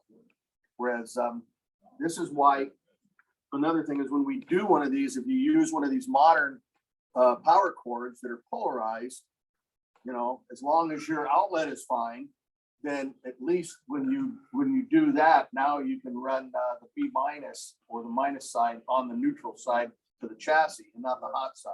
So at least you have that much safety as far as that part is concerned. So are all the parts isolated generally off of that hot chassis? No, the ground and B-, the return, whatever you want to call it, is the chassis. And if you, in most of these radios, All-American 5, when you turn the radio on, you can hear it again. When you turn the radio on, the circuit is completed through the switch, generally goes to B-. So if B- happens to be the chassis, then your chassis is connected directly to one prong of the plug. Most of these did not have polarized plugs. So if you plug them in one way, everything's fairly happy. If you plug it in the other way, you got a hot chassis. Okay. So wide blade is neutral. Where do you think that goes? Does it go to the filament string in the radio, or does it go to the switch and then to the chassis? Anybody want to guess? Goes through the switch to the chassis. Remember that. Wide blade, measure with an ohm meter, make sure the white blade is going to the switch. If, yeah, in just a second. Yeah. If your radio is tied to the ground, to the chassis, it would be wise to lift it. And I have done many of those, found everything that went to ground and lifted it up. And then put a ground ring in the radio and tied all the grounds to a ground bus. And then usually a 220K and a 0.1 resistor to bleed it to the chassis. That will make the radio far safer and keep your hands away from it. One other point before I turn over to Mike is, if the chassis is hot, guess what else is hot? These guys right here, the tuning shaft and the volume shaft. And how bad we are when we repair radios, we typically don't put the knob back on them. We just reach up there and go click. Plastic. Yeah, it's got plastic knob on it, but beware, these can be hot too. And it'll send you for, give you a little exercise at 60 reps per second. And the screws in the bottom. It screws in the bottom too. Thank you. So when you have a floating B minus, what's the purpose of leading off to a metal chassis? Typically static and for noise. Is that why they put a cap in between? Sometimes you'll see it. Usually it's cap and a resistor. Cap and Usually resistor. something between 220, it's in the little book here, between 220K and about 470K, and typically a 0.05 to a 0.1. Occasionally, especially in later, it'll be like a 0.22. So that's to take advantage of the shielding that's provided by the chassis. That's right, without really putting any AC or putting any DC on the chassis. Without that, you get a big hump. So it takes away the without- hump? That's true. Sonny's right. Without that, you get a lovely little 60 cycle node or 120 cycle That's node. on those older amps, they put ground switches on. to Oh, did change they? the polarity. Yeah, that amp is disconnected, but the older amps have The polarity. switch polarity, it takes place of what they used to tell you in the manual. If it works better this way, leave it alone. If it doesn't, turn it around, put it in this way. They never said anything about, but they did tell you not to put them in a bathroom next to the bathtub. And there were a lot of people who were hurt that way. But that's why it's 0.1, so you can actually have a pretty low peak. Yes. All right, Mike. Brings us to another subject is, now this was, the actual house wireless. Because everything that we do to the radio here, by having everything, switched to having a switch on the B minus, like Sonny said, and, we were talking about, and put a floating B minus in, all et cetera down the line, can all be defeated if you had a homeowner or somebody, that was not experienced, decided to get in there and put an outlet in the house, and they wired it in backwards. So that now, because it's possible to do that, and there's no way to tell unless you check it, because you can put the hot side over here on the wide spade where it doesn't belong. And then you're neutral on this side. Now, when you use a polarized plug, guess what? Everything's backwards. So you can check this pretty easily and without getting hurt with a little DVOM meter here. And the simple way to do it is put your meter, first of all, put it on AC volts, okay? That's the first thing. Then simply go from the safety ground here, or the grounded part here, and then the safe part would be to go to the wide space. Now you're gonna end up with what? Nothing. Nothing. You're gonna end up with a little bit of residual ground voltage. It won't be much, like 0.01 or 0.1 or something like that. Yeah, I know we don't have that. And if you go, if you want to, you can go over here and just check that you got 120 volts, however you want to check it. And that way you at least can find out if you suspect that someone's gotten in there and done some house wiring. Sonny. Yeah, a lot of old houses don't have that kind of a receptacle though. Mine That's does, true. But they replaced. That's Those are true. the ones that like to be reversed. Yeah. They said they could be Good one. Call electrician.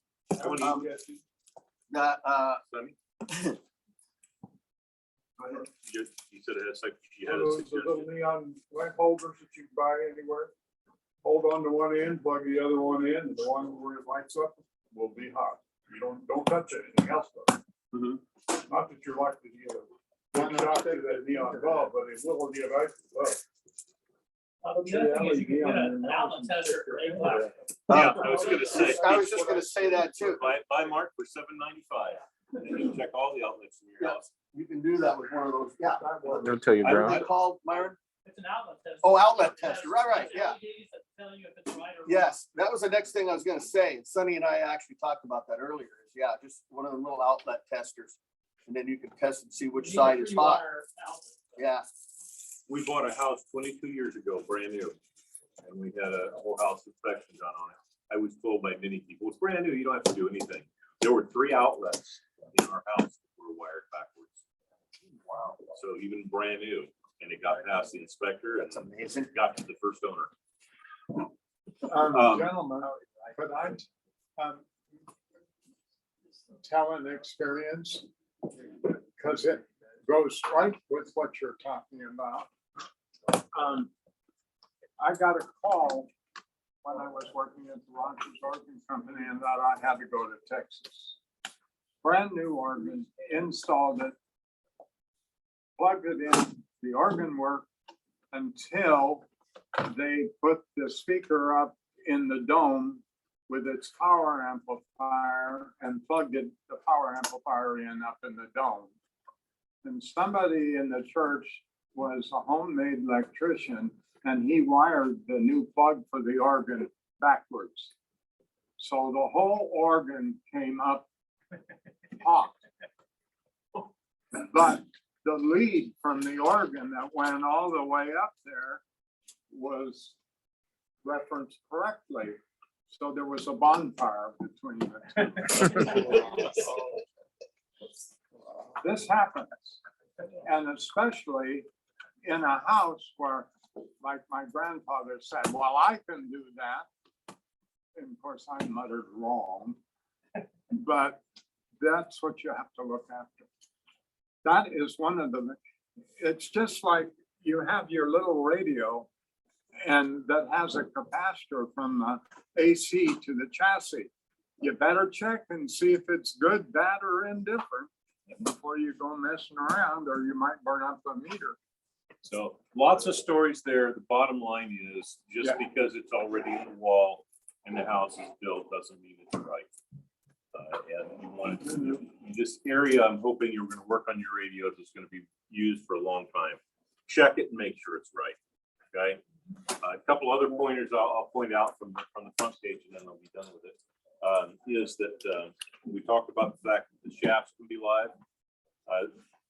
One of the things to be aware of on these radios, when you reach in to take the chassis out, make sure the tubes are all intact. I can't tell you how many times I've reached in and done something, and I found the edge of a wire or a tube that was, in there that was broken, and come out with a bloody finger. Okay. And another point I'll make is that not so much in these radios, but when you get into the transformer type later on, that silvery gray stuff that's all over the inside of the rectifier tube, that's typically mercury. Handle with care. And last thing I'll point out, those of you who came to WRNO back in the day, you know that things are, they can, they will, and at the most inopportune minute, they'll explode. How many capacitors in my garage were put in backwards, only to find themselves doing the perfect launch of toilet paper across the workbench, just on spiraling.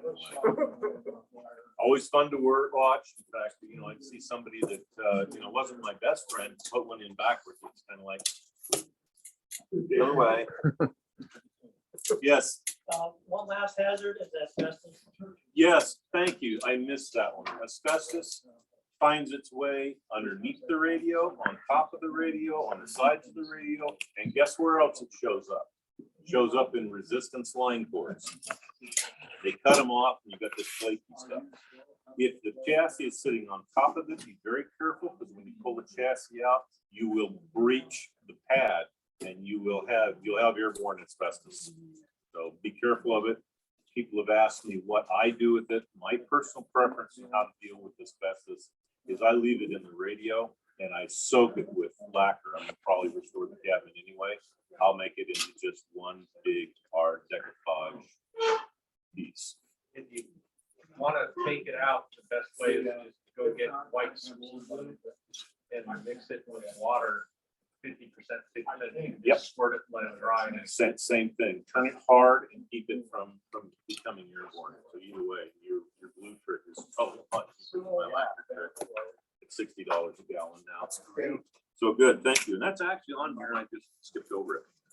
So let's talk a little bit about safety. And I'm going to take a moment to talk about safety from the radio's perspective, and then we're going to talk about the human being that's involved. How many of you know what this is? It's a light bulb. Okay. It's a dim bulb tester.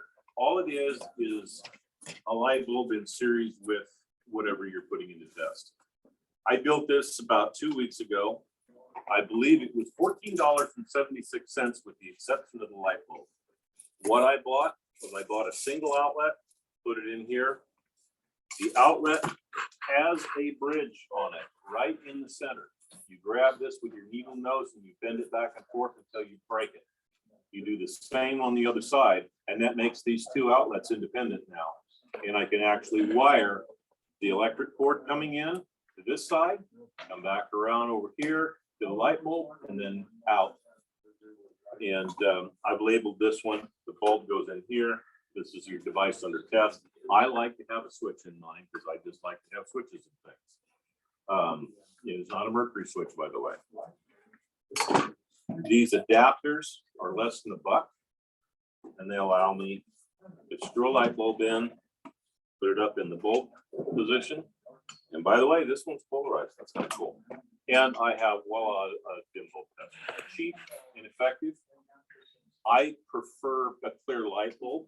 And the reason I do is that when you plug a radio in, especially at All American 5, you can actually see, even in a working one, you can see the filament come up just a little bit. If it's frosted, you won't see it. But if it's open, you'll see it. About 50, 60 watts is perfect for an All American 5 because most of them draw 35 to about 50 watts. Give myself a little room. You plug it in here. What you'll see in a typical radio is the filament will come up a little bit and then it will fade away, saying radio's taking the current fine. I don't have a short. These are probably more important in the transformer radio than they are in All American 5. If you've got a shorted capacitor or somebody's compromised the line cord, this is a great way to test your radio and know what you're working with a little bit. Give yourself a little bit of confidence. The radio is not completely screwed up. So the wattage of the radio should be greater than the wattage you're going to use? A light bulb needs to be a little bit greater than the radio. And a lot of them are labeled right on the side or on your schematic. But again, these are $15, folks. Go get it. Use a metal box, use a clear light bulb. Less than 15. Light bulbs can be picked up at the dollar store even if they're. And if you don't know the wattage for an All American 5, go to 60 watt. You'll still get them. If you've got a bigger radio down the road, there's a little guide in here that basically says more tubes, a little bit higher wattage. If you've got a 15 tube Philco like I do in my family room, you put a 60 watt bulb in it. Yeah, fine if the radio is working okay. But if you've got a short transformer or you've got a short elsewhere, you're going to be glad that you tested it first. There is some instructions in here on how to use a dim bulb tester. Read through them before you go to anything besides an All American 5. For an All American 5, 60 watt, my preference clear, and that's what you've got. So again, this is not protecting you. This is protecting kind of the radio, but it's a good thing to have. They're cheap. I've had one nailed up on the wall for, 20 years. I've never had a workbench without one because they're cheap and effective. You might want to get a few bulbs while you still can. Until they quit. Yeah.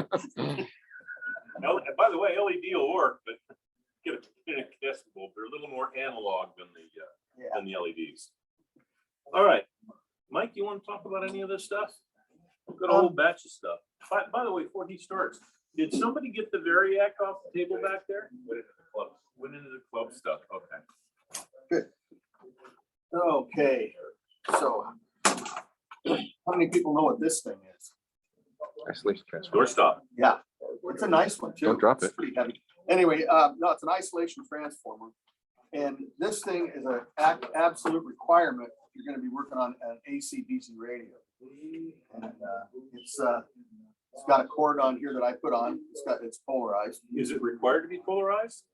Nope, not on this, because you've already got two transformers, a primary and secondary, that are isolated from each other, you know, physically.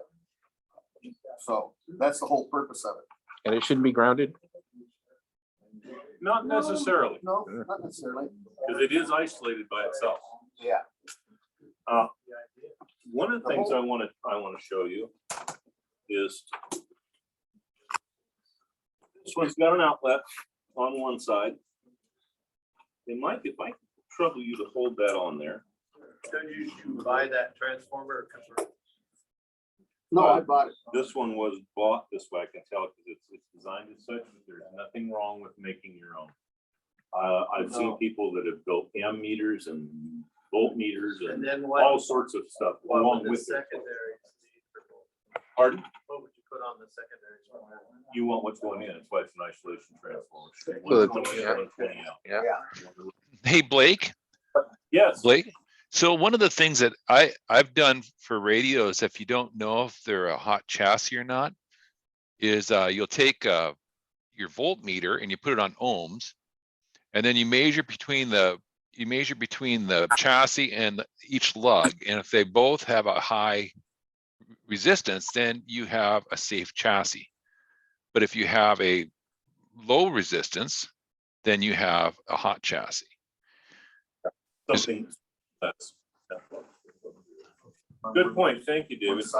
He's on one side of the transformer, and I'm hooked up here to the transformer, and my ohm meter says, sorry about that, short leads. It says open.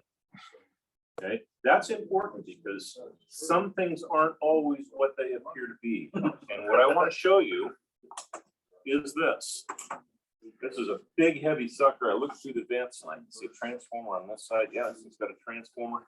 On the back of it, it's got different voltages I can select. I've selected 110 in this one. And I've got 110 outlet 220 here. This was bought and serves me as a 220 step-up transformer when somebody brings me one of those infamous German radios that wasn't made for the US market.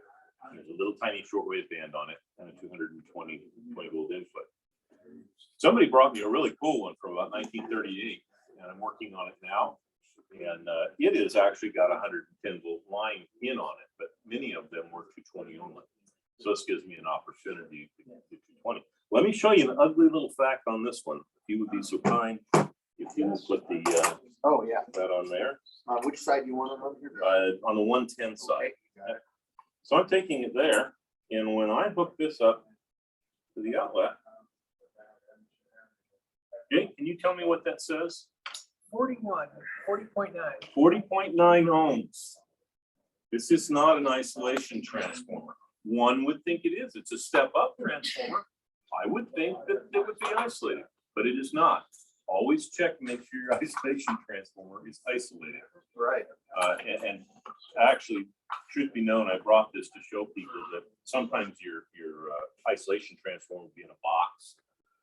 I have an AC power. I have what's called an AC power supply at home, which is basically a meter, an isolation transformer, and a variac all in one nice little box.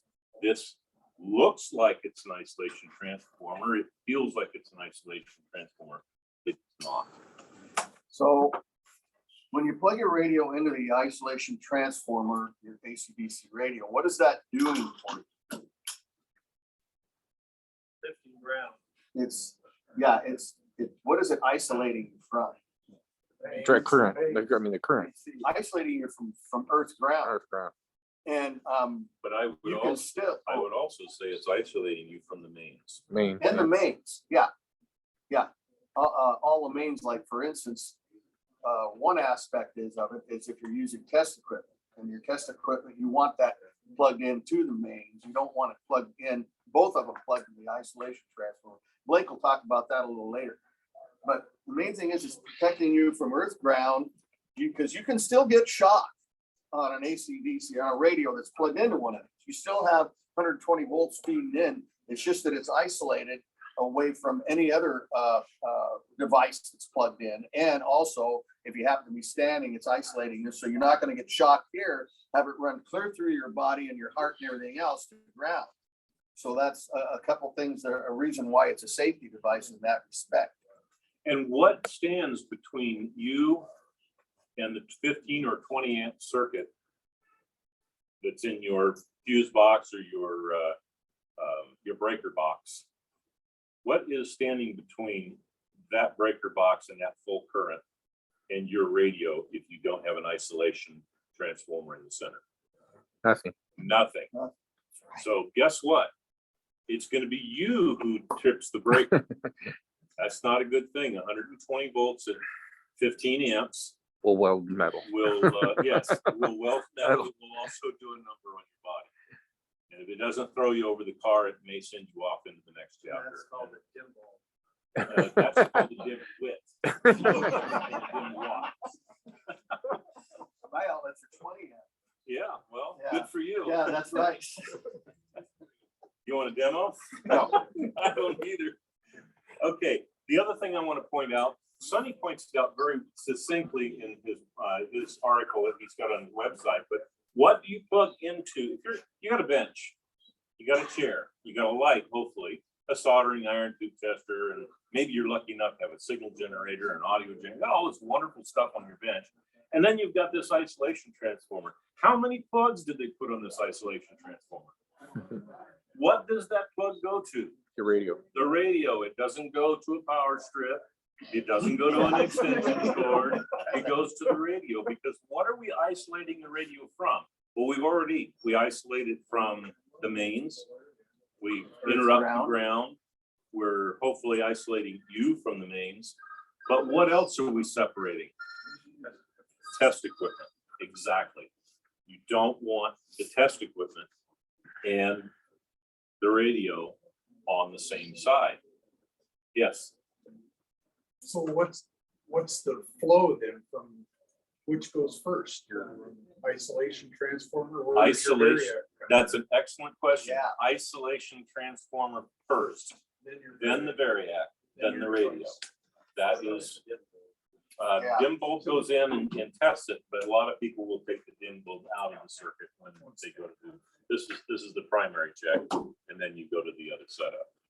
I always thought it was amazing. You buy a variac for $10, and you can buy an isolation for $10 or $20, and you can buy a meter for $20. But if you put it all in a box and call it an 8-6 power supply, it's $250. I never figured that out, but I have one. I paid $40 for it at auction, so I think I'm still ahead. Yeah, I always remember, I just plugged this one into here, and it's easy for me because I always remember, here's the isolation transformer, here's a variac, so, and then that way just make a habit out of it. I'm not agreeing with what you just did. He does the opposite way. Opposite? Yeah. Oh. You're going from the variac to the isolation Go transformer. to the isolation transformer first. Isolate the variac. Okay. So like this. And I guess it's Okay. a trivial point. You want both of them in the circuit. So the only advantage would be is if you got shocked off the variac, right? That would be the only difference. And his I see what you're variac has a 2-prong plug on it, so Oh. likely won't, but. That would be the only And difference. he's got a ground fault in here. He can. Ground fault, and plus it's got a fuse inside too. Yes. Even with an isolation transformer, can you still get shocked? Absolutely. Yes. Yeah. This can hopefully won't get dead. But hopefully not. Yeah. As I said, Well, see, I didn't know that. just more educated. Okay. You get bit. Yep. So what is the rule of thumb if you do something and you get hurt? Don't do it again. Doctor, it hurts when I smack my hand with a hammer. Well, try smacking your toe. It'll make your hand hurt less. Reminds me of I always have a little night light that I have handy to check to see if there's voltage or something. I found out the other day with the real unabashed name of a plug-in night light is. It's a foot stomper's toe stubber stopper. No. All right. So we've talked a little bit about the isolation transformer. Let's talk a little bit about the variac. Does anybody know what the official name of the variac is? Auto transformer. It's an auto transformer. Why is it called an auto transformer? I was hoping somebody would know. Like, 'cause I Automatic said- But is there a secondary on an auto transformer? Nope. No. No, there is not. It's just a single winding on one side. Does that mean that we have isolation? No. No. Does that mean that we have protection? Nope. A little bit. If you turn a variac on to 10 volts, it won't shock you as hard. Yeah. 24 will though, right? But it is not a true safety device. So how many amps are generally drawn out of the area when you hook it to your radio? They tend to be quite efficient. So if you're at 120 volts, and if you've got 120 volts coming out of here, and you've got this set for 120 volts, it's likely 120 volts. There's no loss in it because they've compensated I mean, on the front. amps. The amps, amperage, like, if you're It'd be full not- amperage. It'd be 15 amps. Variac does not vary the amperage, it varies the voltage only. So if you've got a 10 amp Variac, you can draw up to 10 amps out of it. But it's varying though. That to me looks like probably a 5 amp, 3 amp to 5 amp. Yeah, just What the voltage. about, I mean, you got the radio in there, you got it at 10 volts. Mhm. How many amps is being drawn? That's up to the radio. Yeah. That's up to the load being presented by the radio. It could be done very easily by putting an ammeter in it. But anyway, it's very low. Very, very low loss. If the radio is drawing 0.2 amps, that's what the Variac is delivering. This says 2.2 amps in. Okay. Which is likely that or slightly less out. Yeah. Typical radio, typical All-American 5 shouldn't be drawing any more than 0.4 to 0.5 amps. Half an amp is plenty. The things you want to look for, I have, and I recommend that as you're starting and you're using the Variac and starting to work with it, there are things that you can judge on the radio. I always check the pilot light. By the way, I also check the rectifier. What happens if a 25Z5, the most popular, 35Z5, the most popular rectifier tube in an All-American 5, what happens if the tap is open and you turn the radio on? Let's just say 20 volts. Well, that 20 volts traverses through your 6-volt light bulb, and you say, gosh, I should be good at 20 volts. Turn it on, the pilot light goes on. Oh, what was that? Well, that was your 50-cent pilot light going in the trash. So what do? You put another one in there and you turn it on again. And it goes, wow, 2 bad light bulbs in a row. You're up to $1. You only bought 3 of them at the show. Okay. Always, always, always. This is your tip. It's not in the book. When you've got a 35Z5, if you're going through the radio and you pull the tubes out to check them, check the pilot light. If it's open, there's a darn good chance that the tap on the 35Z5 is open too, and replacing the lamp will just cause you to put 2 in the garbage can instead of 1. Okay, you do that by taking your own meter, this guy, and you check all 3 of the connections: the filament plus the tap, pin 2, pin 3, pin 7. I got a story about that too, because my first tube checker was a night tube checker. And I had an All-American 5, and I went and tested all the tubes. They all tested good. Put them in the radio turned it on, nothing. So I took the tubes and checked them again. And what it was the designer of the tube tester had made the connection for the filament for the 35Z5 from pin 7 to pin 3 to check it.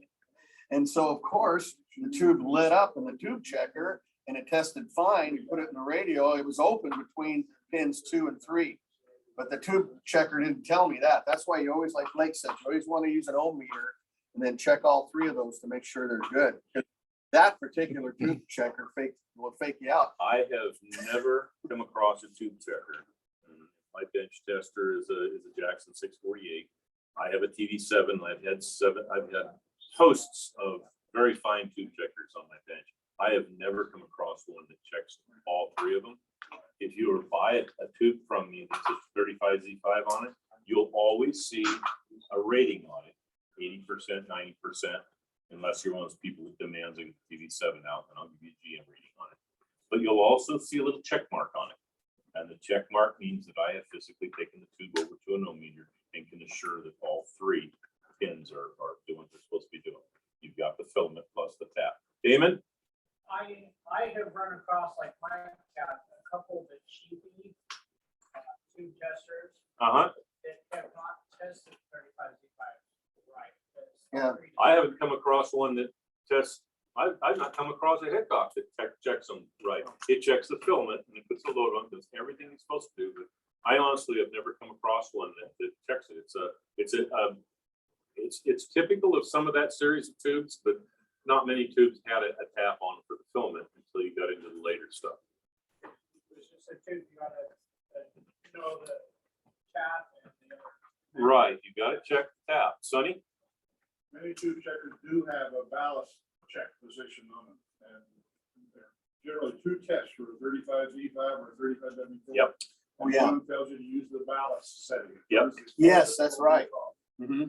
But you have to do the ballast test. It's a separate test, so beware of that. That little Knight was just a simple little emissions tester, and it didn't have that option on it.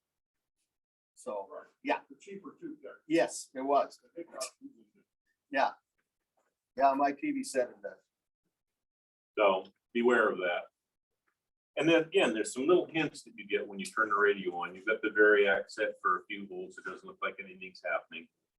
Do check your 35Z5, check the tap, put a new light bulb in it. Because a light bulb's the first thing you're probably going to see as a visual indicator that there's some life in the radio. Bring it up slowly on the variac. If the light bulb starts to get very, very bright, or you get up to a certain point and then everything collapses, you've probably got something in the filament string that is failing.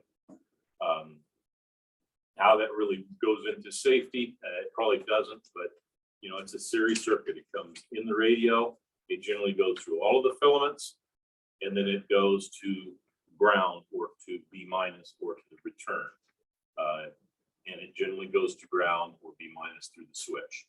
So there's really only 7 things in your power supply.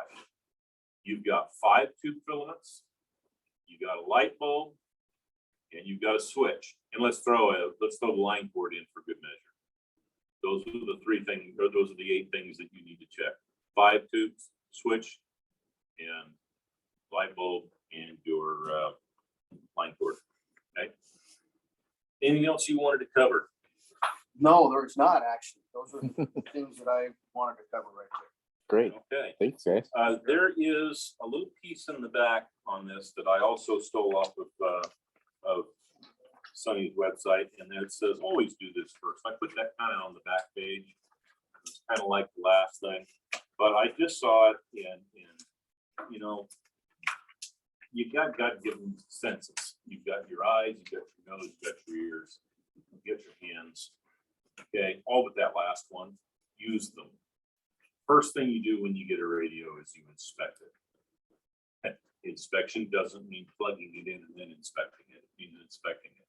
Look for things like in a transformer set. Look for tar and wax and stuff that's melted out. Look for capacitors that seem to have a little chunk of wax with a wire. Look for wire.